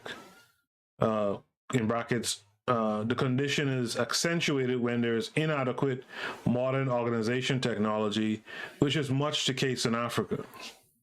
End bracket. Economic inefficiency and ineffective political planning and operations, which lead to general social stagnation. There is also the potential for severe rigidity in social mobility and class cleavage. Bureaucracy constitutes a special subcultural segment, the high prestige strata of the society. However, the problem of dysfunction is not wholly or even mainly one of structural imbalance in the polity. The main limitation on the absorption of the educated in Africa is their high price relative to average national output per member of the population. In African countries, where most people are illiterate, the primary school graduate whose only skills are reading and writing commands a wage disproportionately higher than a farmer's income in terms of the value of their respective contributions to national development. Farming is the essential sector of virtually all African economies. The output of the educational system is comparatively more costly in new nations. So that goes to what I was saying, right? If farming is the essential sector, right, of these African economies, of the economies of these nations, your education should reflect that. When your education is just, now, literacy is also a problem too, but is literacy the chief issue, or is the chief issue, right, the one that adds its efforts to the economy? Is it literacy or is it farming? Which one feeds your people? Granted, you would want all of your people to be literate, as I've said earlier. But your foremost problem, right, is farming, because if that doesn't perform, there goes your economy. So what should the education primarily focus on? Yes, it should focus on making the people literate, but it also needs to, or it should focus mostly on making them better contributors to farming, if that's your bread and butter. There's a quote from Lewis: a university graduate who in a rich country commences at a salary about equal to a miner's wage may in a poor country receive 5 times a miner's wage. In consequence, all production or provision of services which depends upon using people is much more expensive in relation to the national income in poor than in rich countries. The poor countries may need the educated more than the rich, but they can even less afford to pay for or absorb large numbers. The poor countries may need the educated more than the rich, but they can even less afford to pay for or absorb large numbers. You see? In the United States, for example, the cost of 8 years of primary education for every child is about 0.8% of the national income. In Ghana, it is 2.8%, and in Nigeria, 4%. One of the primary reasons for the greater cost of education in the African countries is that while the average salary of primary school teachers in the United States is less than 1.5 times per capita national income, in Ghana and Nigeria, a primary school teacher gets 5 and 7 times, respectively. That's an interesting thing to note, right? Teachers in America are paid squat, right? Teachers in comparatively poorer nations, Ghana, Nigeria, right, are paid a small fortune.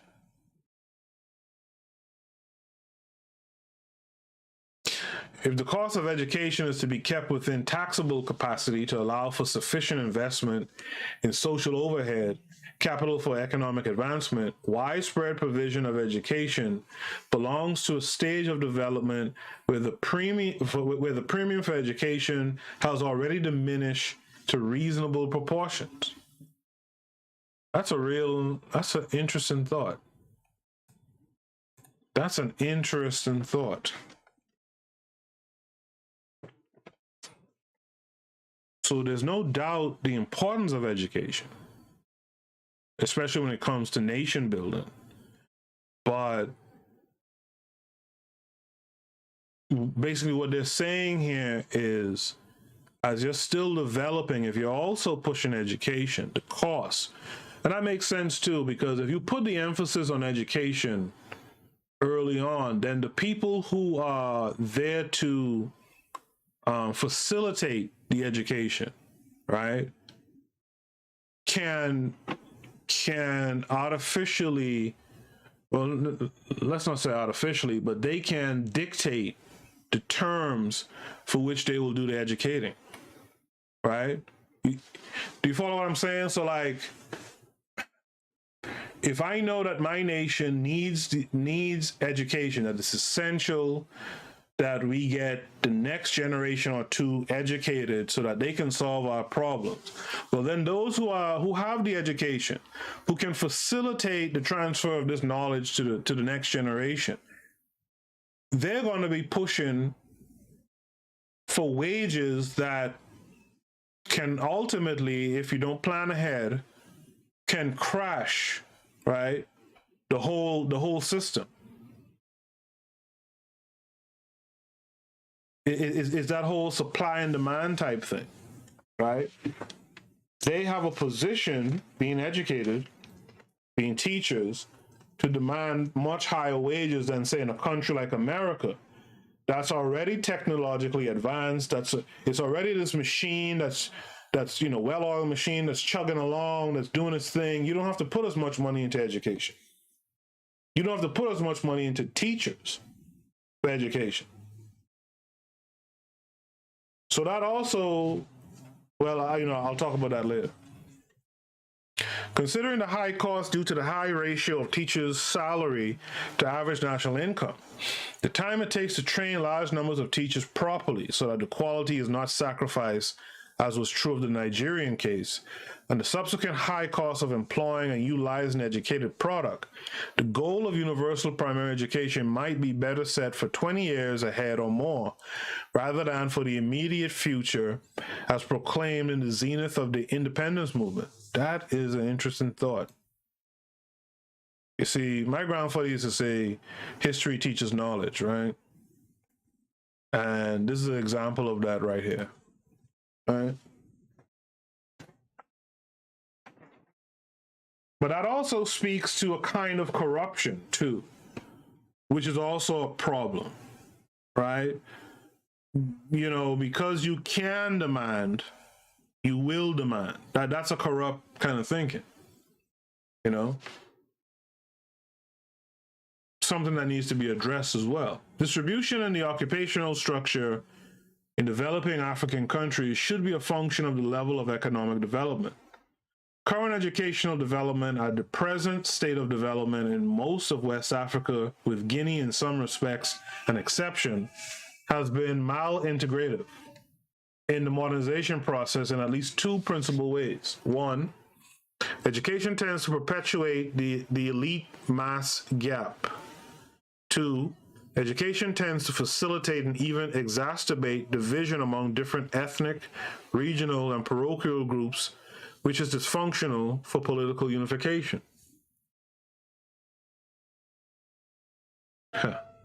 Okay. Something to consider.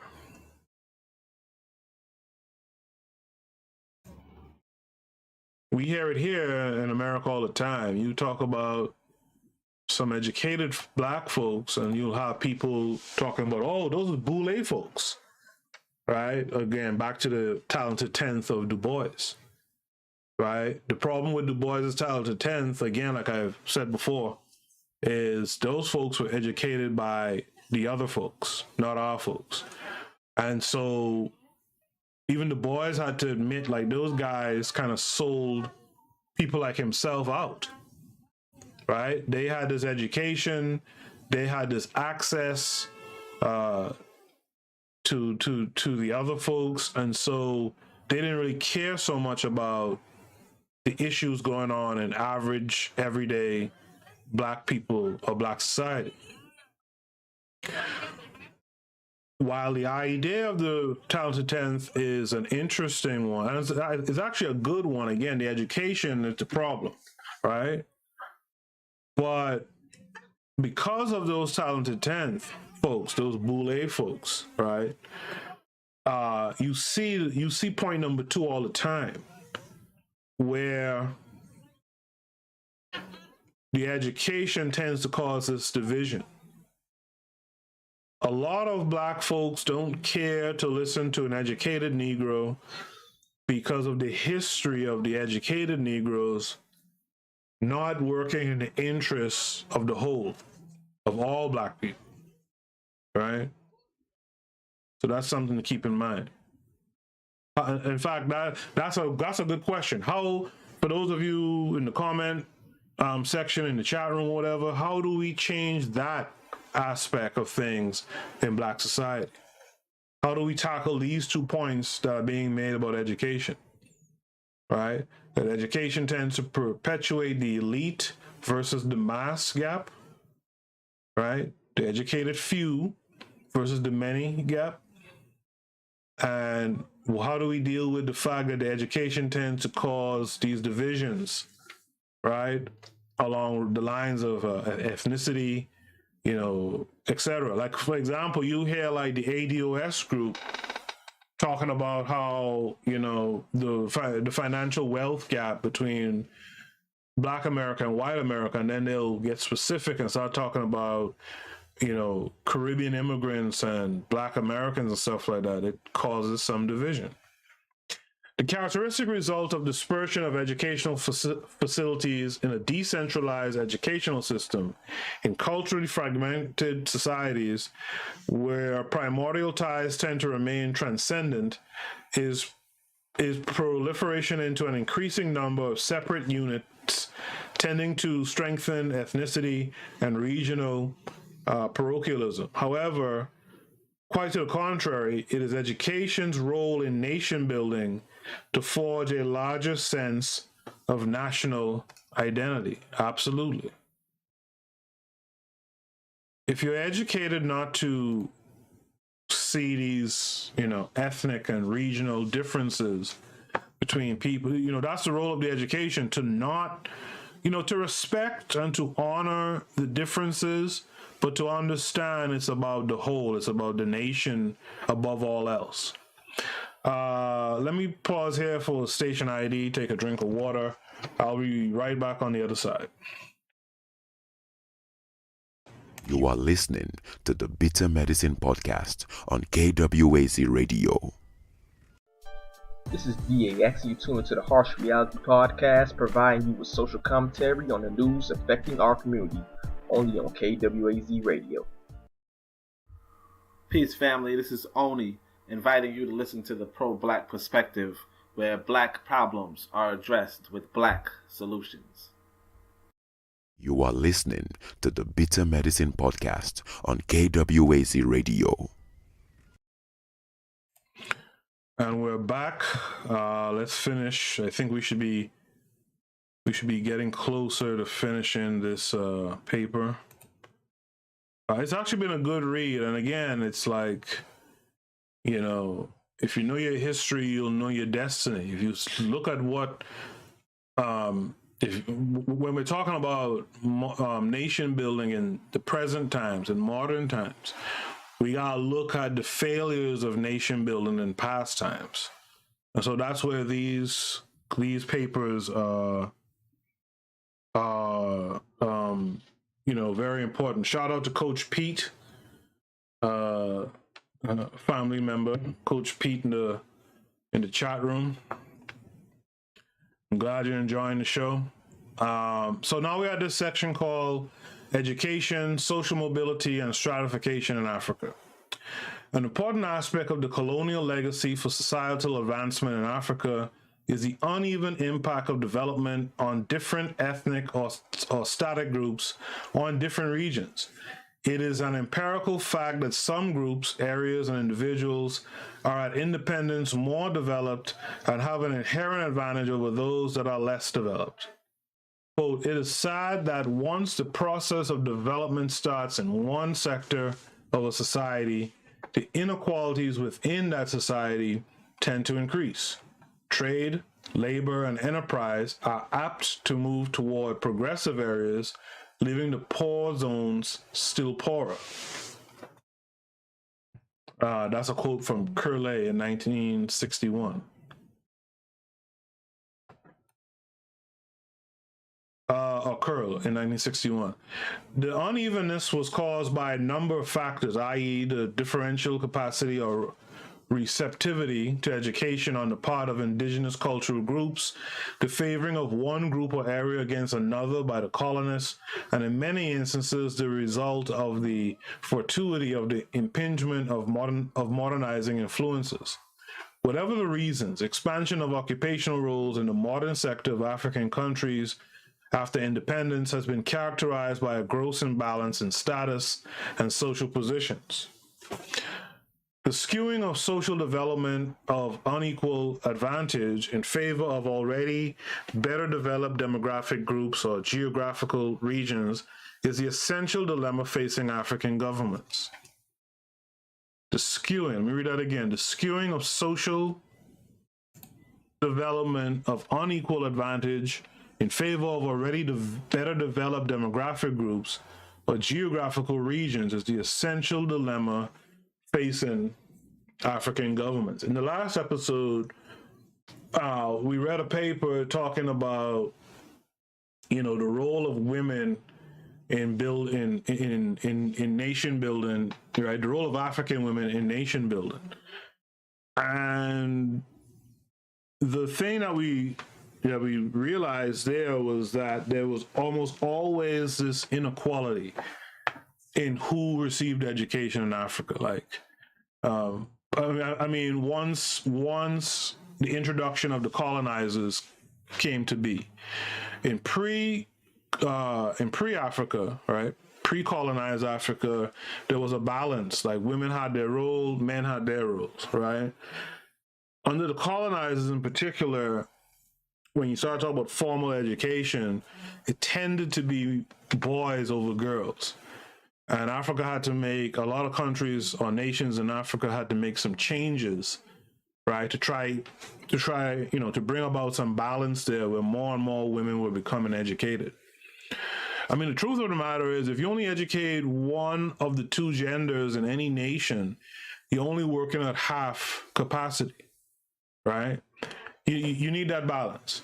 And so now there's another problem that's arising in this paper that we're seeing, is that there's also a tendency to uplift the already uplifted, for example, right? So you will do more for the people who are already doing better. And that's a little bit of a human misfunctioning, in my opinion. The way life is set up, I'm sure you've heard this before, but life is set up where the rich become richer. So that's why people want to be rich, right?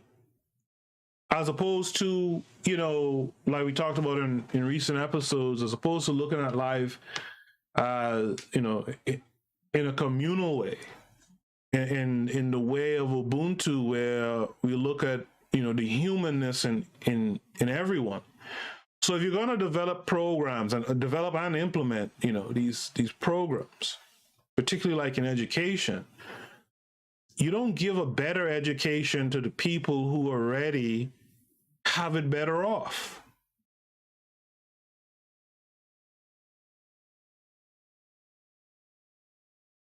You give an equal education to all, so that those who, for whatever reasons, weren't born into a better circumstance or what have you, that they have a shot, at a better future.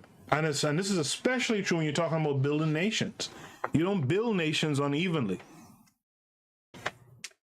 But when you build a nation unevenly, then you're not working at full capacity.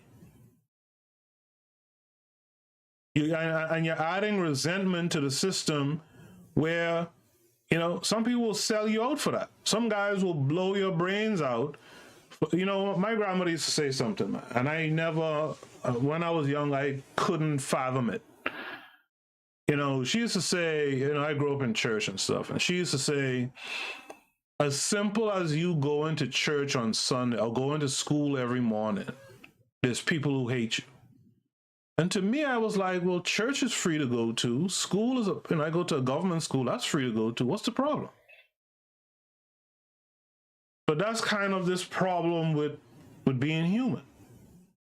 You know, like some people will see you doing better things or things in a better way, and just for that, there's an imbalance. You know, just for that, people will hate you, man. So if you're talking about nation building, you're talking about the importance of a universal education, you can't educate the better developed demographic groups or geographical regions, right? You can develop them better, give them better education, and, you know, while the poorer groups just get a shit education. That's no way to build a nation. The struggle to counter, correct, or to maintain the social imbalances is often at the center of the domestic political spectrum in the new African states. The basic question facing the new states in Africa is whether to emphasize equality or capacity.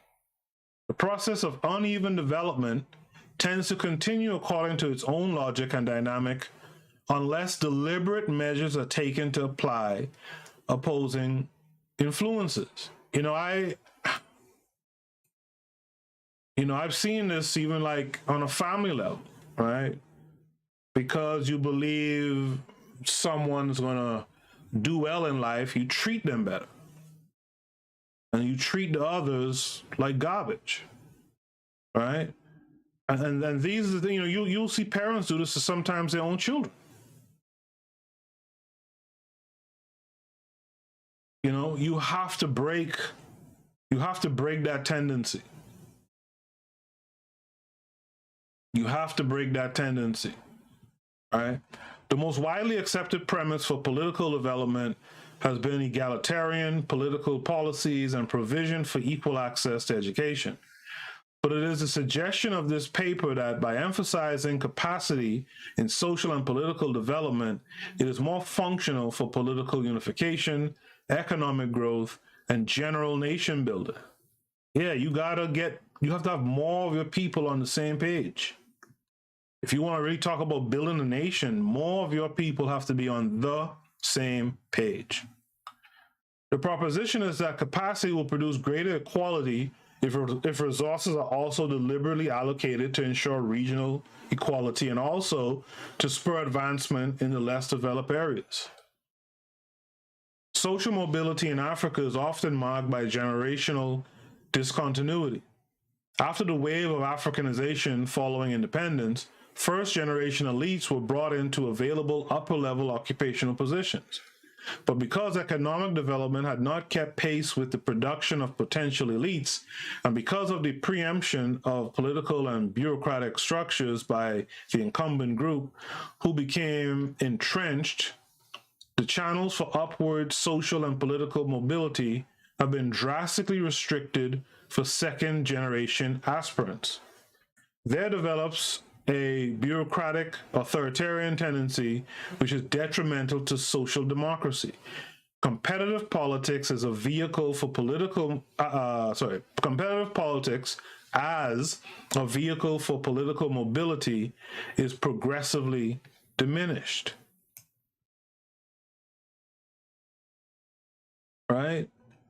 Ironically, the frustrations and disaffection of second and third generation aspiring elites are accentuated and aggravated by the extraordinarily high rate of upward mobility of the preceding generation.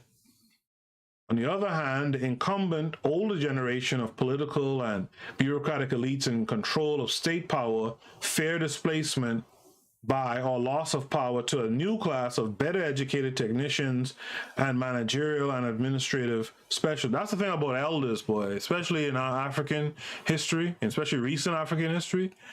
Our elders do sell us out, man. The elite sell you out. The elite elders definitely will sell you out.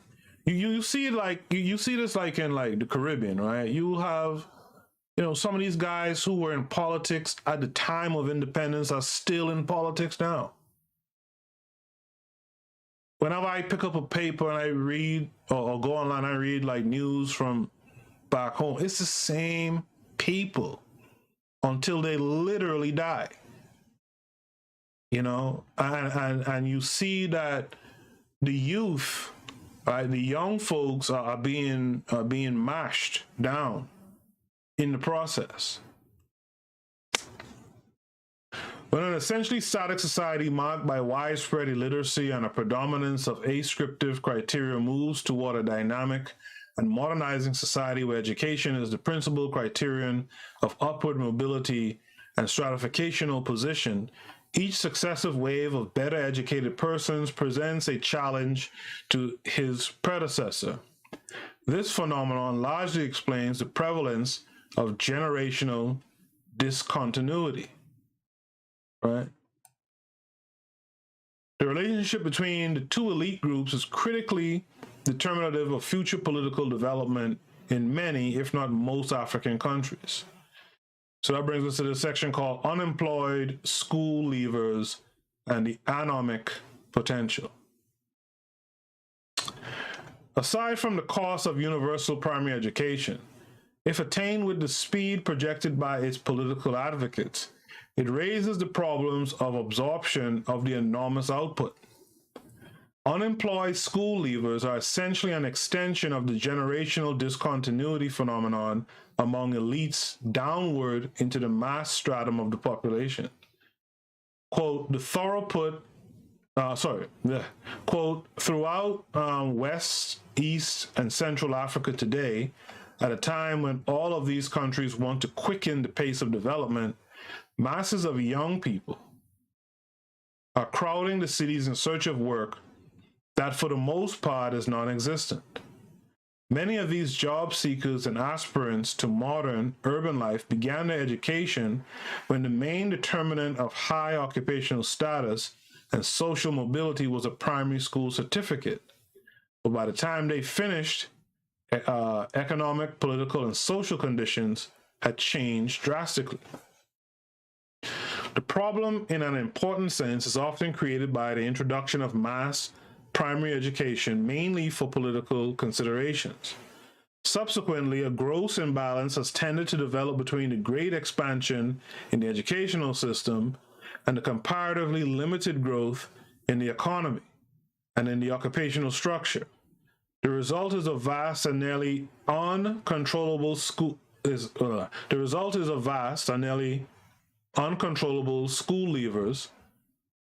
whose political orientation towards the polity is marked by disaffection and alienation, and whose behavioral disposition is basically anomic.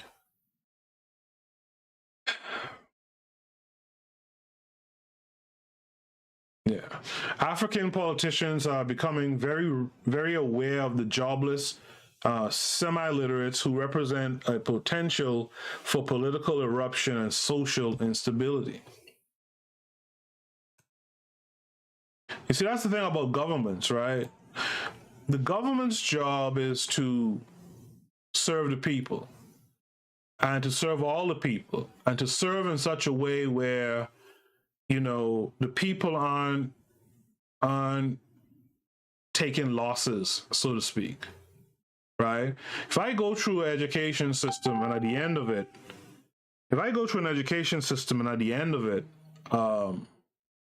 I can't get a job in that area that I got all that education in, that's a failing, or at least I will see it as a failing of the government. And so when you talk about nation building, you also have to talk about governance as well.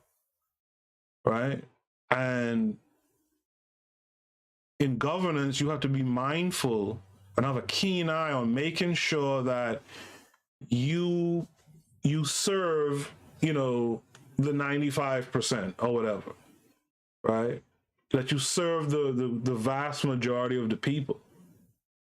This is why like, you know, getting independence for a lot of those African nations, it oddly enough, was like rushed. Like they didn't really plan it and think it through, and especially those folks who just carried on what the colonizers were doing, you know, just before independence. So the thing that we have to be constantly thinking about is if we're trying to create this nation, right? If we're trying to make Africa this power, this nation, right? These are the things we have to really think about. All of the steps, like I've said before, has to be ordered towards making sure that the nation is a success. And that making sure along the way, you don't create a dissident population within the nation that you're trying to build. You're not creating people who are, who have the potential to just throw a monkey wrench in all the work that you're doing to build, right?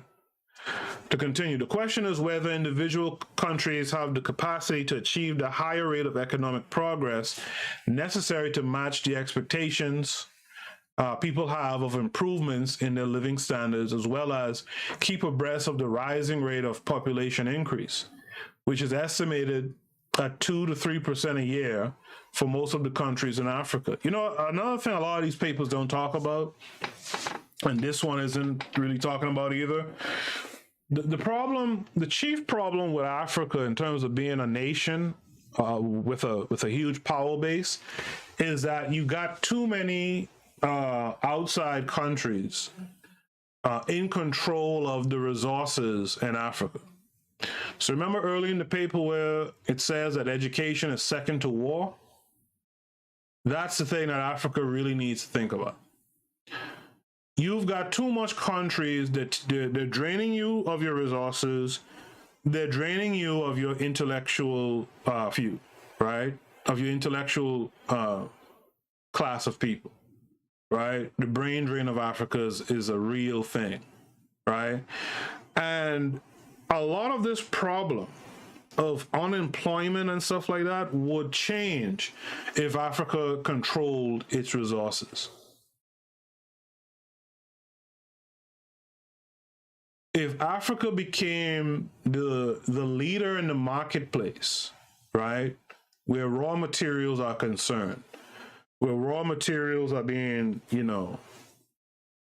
purchased for refinement to create these different end products that we have, more Africans would have these jobs. When you could see this in the Caribbean, you could see this in Africa. There's a bunch of Chinese and other different groups working in these places, have work permits and all kind of stuff to live and work in these places. And with that, they bring their culture, and they bring, with that is the cottage industry that they also bring. So let's say the Chinese come to your place. Next thing you have Chinese corner stores, Chinese restaurants, right? And so they're double and triple, earning off of your resources, off of your people, off of your nation. So that's the thing, like these, papers like this need to start to really address. A big part of the reason why there's this unemployment is because you're not in the position to employ them. Multinational foreign companies are the ones who are the gatekeepers of these jobs. And a lot of times they're giving it to their their nationals, right? And the African governments are working with them to give them the work permits to get their nationals to come in and do this work, as opposed to doing the right thing, the sensible thing, control your industries so that when you educate your people, they directly go from the classroom to the industry. And the industry then generates the economy that you need so that you could address the other problems that you have. This type of unemployment is not self-correcting, nor will any simple expedient solve it, says Calloway in 1963. The value of literacy has been reduced and no longer commands or carries the high premium it once did because of expanded educational systems, and it becomes increasingly difficult to secure wage or salary jobs in the modern market exchange sector of the economy. Primary school leavers are imbued with extravagant expectations and considerably estranged from indigenous traditional culture. What have I been preaching? Right?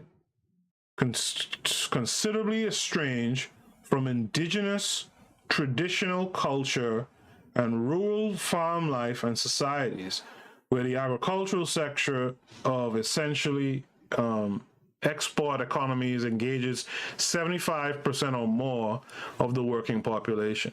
Again, if your education is foreign, by nature then, it's going to estrange you from your traditional way. If your education is nation centered, right? In our case, African centered, it puts you right in view of what your issues are. It puts you right in view of the things, in the activities that will better or improve your nation. The economy depends on one or two primary cash commodities that earn well over half the total national earnings from world trade. The widening gap between African military and primary school milieu and socialization and alienation of African school children from traditional rural life is socially, economically, and politically dysfunctional for political development and economic advancement. For in a predominantly agrarian society, most primary school leavers are needed to improve local agricultural skills, technology, and production. But seeking livelihood and living space outside the rural farm area will cause serious overcrowding of the urban areas and burden the government further with heavy expenditures it can ill afford for many. And that's why I'm saying, like I said this last time, like your government, the role of your government is to aid, right, in job creation. Right. One of the things you hear every Thursday in America is what the job numbers are, right? It's supposed to aid in job creation. And the thing about job creation, if you have a responsible government, it's supposed to create jobs where the people are. Right? It's supposed to create jobs where you live. If not, if you have to go to these city centers to find these jobs, that's going to create a burden, especially on these developmental governments. That's going to create a burden for them. There's higher expenditure. The more people you have in a place, the higher the expenditure. I was teaching these students the other day about the water in New York. For those of you in the New York area, you'll know the areas I'm talking about. But in Manhattan by Wall Street is where all of New York City used to get its water. But then as more people came to New York City, two things happened. Heavy strain was put on the water system, right? Being that it was just here in Manhattan, number one. And number two, contamination of the water supply occurred. Because again, you have so many people and the crowding and stuff like that, that raw sewage started to seep into the water system. So what New York did was they started to run these pipes, which created jobs, by the way. They started to run these waterways from upstate New York and the Catskills and stuff like that. So New York gets its water from like 19 different reservoirs and a couple of different ponds, right, from upstate New York, and it's all channeled down through these like 3 waterways, these pipe systems, right, down to New York City, right? The point I'm making is that what you want to do is you got to be careful of whenever you have a situation where you have a bunch of people in one place, it's actually more expensive for a government, and like I'm saying, it's going to be really expensive for these developing nations. And so again, what you want to do is you want to create the jobs around where the people live. If you want to alleviate that burden, create the jobs around where people live.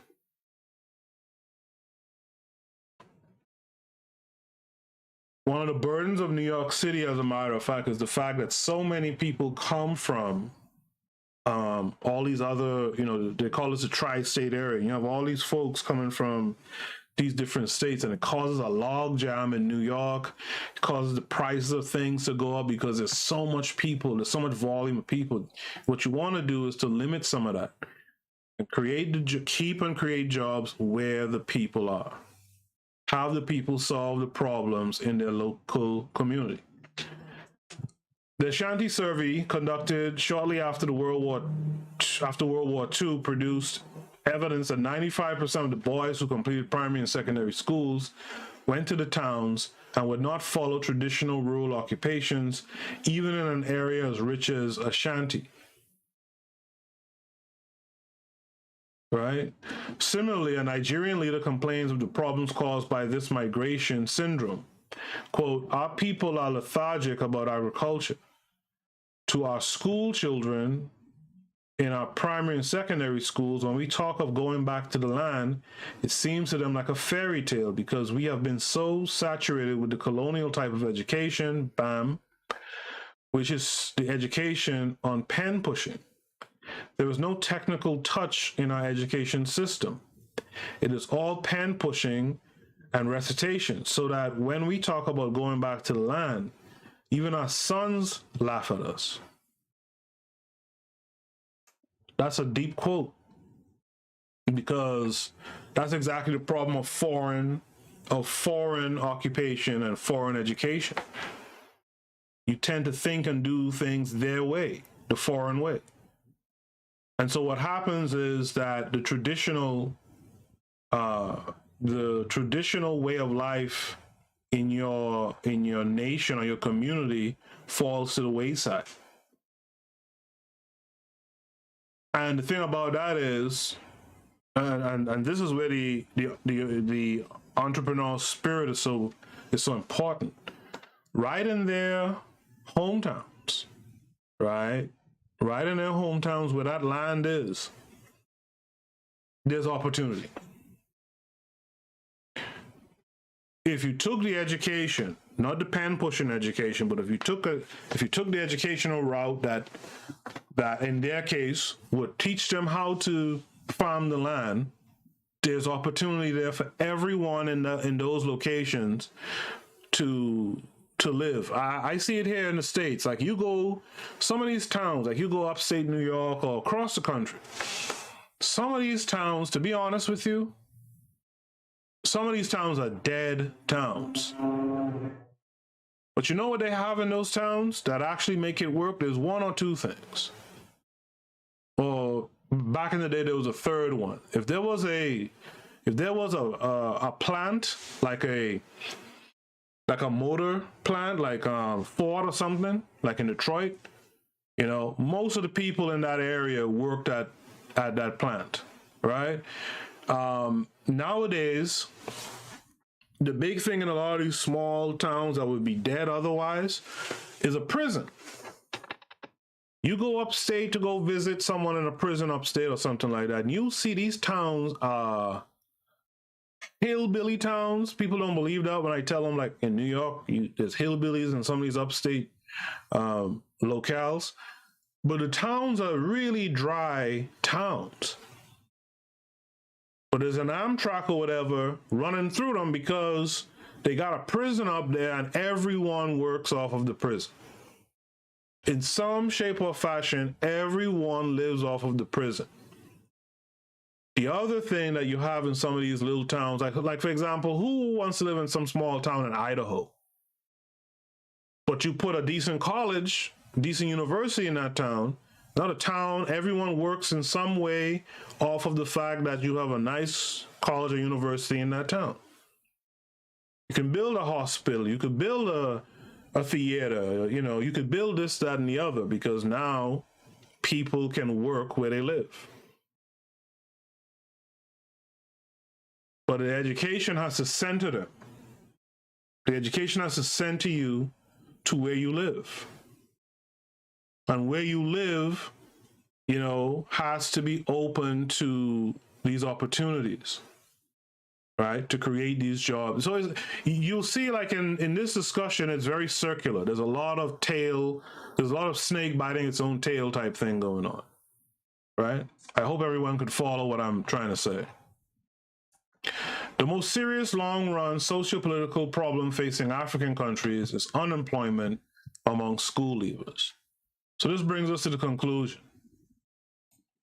So if you're sleeping, wake up. We're at the conclusion, and I want you to give me a like if you're here on YouTube listening to me. If you're listening to the playback, also give me a like, drop a comment, let me know that you've listened. Before I finish this paper, let me also remind you guys that there's other programming on KWAZ Radio. Check out the Harsh Reality podcast, the Queen's Council podcast, the Pro-Black Perspective. You got Oni at the Pro-Black Perspective doing a lot of organizing. So ask him how you can help, right? Ask the Harsh Reality podcast how you can help them. Ask Queen's Council how you can help her. Again, that's the thing about our existence. It's, as Africans, we have to be about reciprocity. Folks are doing work, putting in work for you. You gotta look to give them something back, to uplift them in some way in return. So conclusion and observation. New African states are currently engaged in the task of nation building, which requires the evolution of political procedures adequate for successful interaction of all sections of the polity. Parochial particularisms must be replaced in the political sphere for national ideology, which can raise the levels of political culture by developing among the populace a level of political action and political commitment to societal entity that transcends primordial ties. Proper socialization of the members of society is essential to the social unity upon which effective political institutions must rest. The rapid expansion of the educational program tends to produce short-run misallocation of resources, excess capacity, and certain forms of human capital that cannot be employed fully, with political consequences of great concern.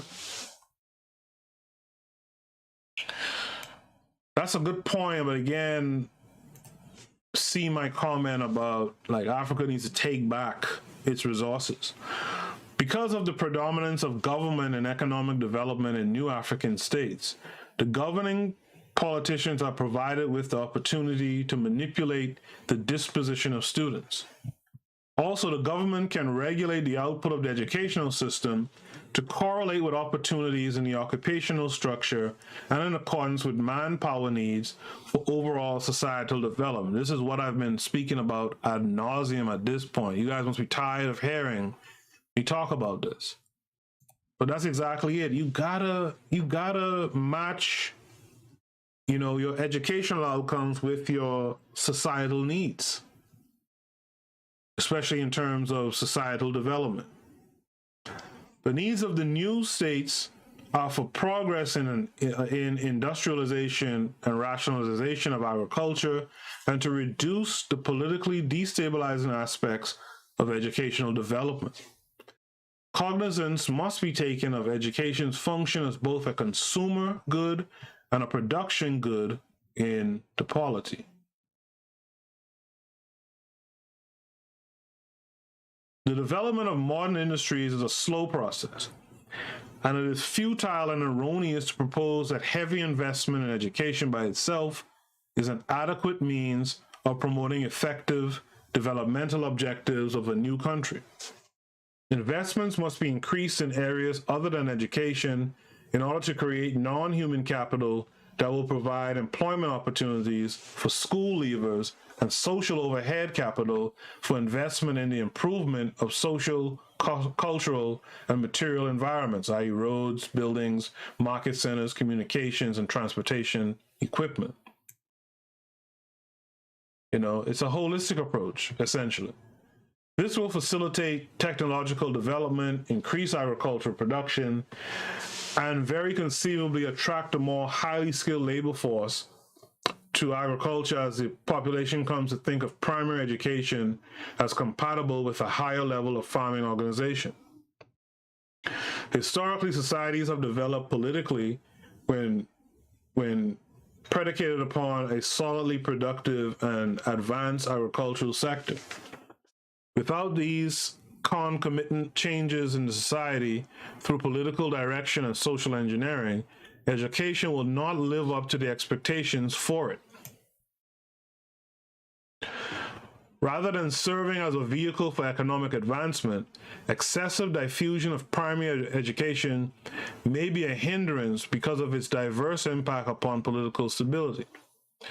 Further investment in educational development will realize the best returns in terms of beneficial social effects when industrialization and urbanization have complementary development.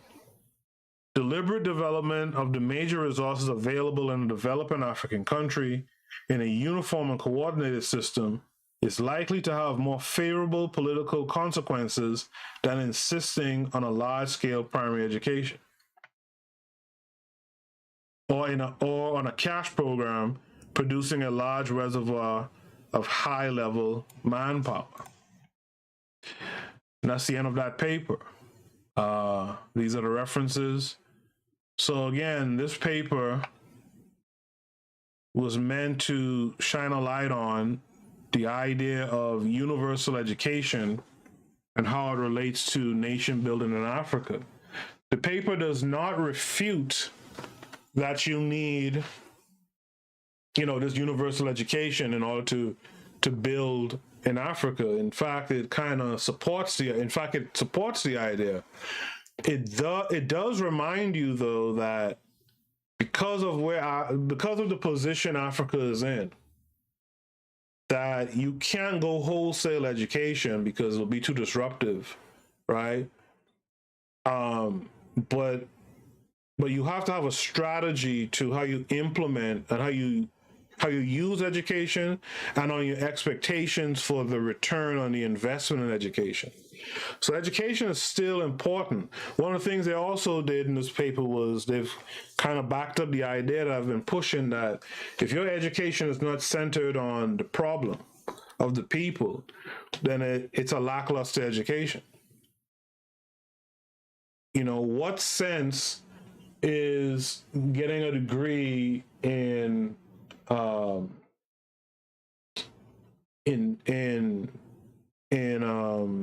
trying not to pick on the usual suspects here. What sense is getting a degree in like religion, right? When your society, makes its bread and butter off of farming, right? So our education has to be strategic. The money that we put into our education, which you do have to do if you're talking about nation building, the money put into education has to see a return on that investment. You're not going to see a return on a religious education, for example, right? You're not going to see a return on that when your society thrives on farming. What you got to do, kind of equally, I would say kind of equally, what you got to do is find a balance between educating, for the most part, the people who are going to become the manpower, right, the saviors, quote unquote, of your farming industry. I talked about it before, earlier in this episode and in the past. I've talked about the fact that, agriculture is going in a real technological way in the future. Meaning, you're going to need to be able to program.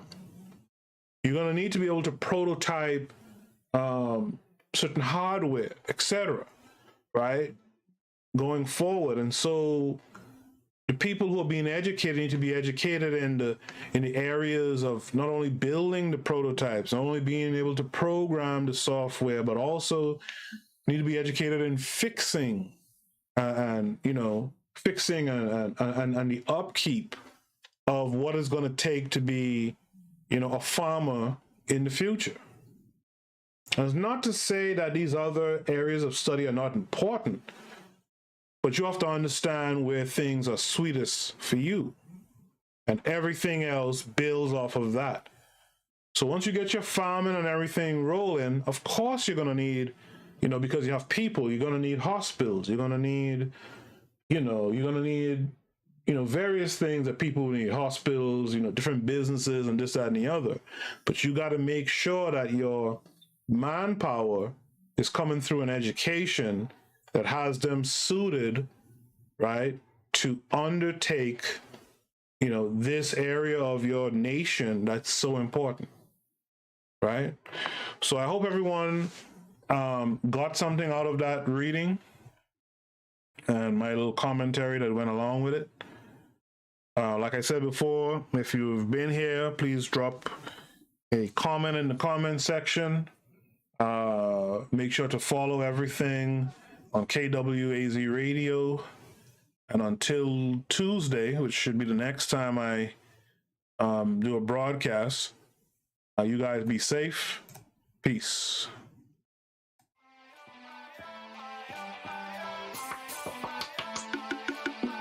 Thanks for listening to the Bitter Medicine Podcast with your host, Koku.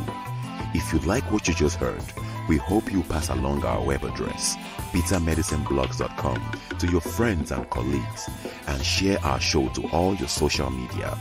Be sure to check out our archive section on our website for previous podcasts. This has been a KWAZ radio production. Join us next time for another session of the Bitter Medicine Podcast.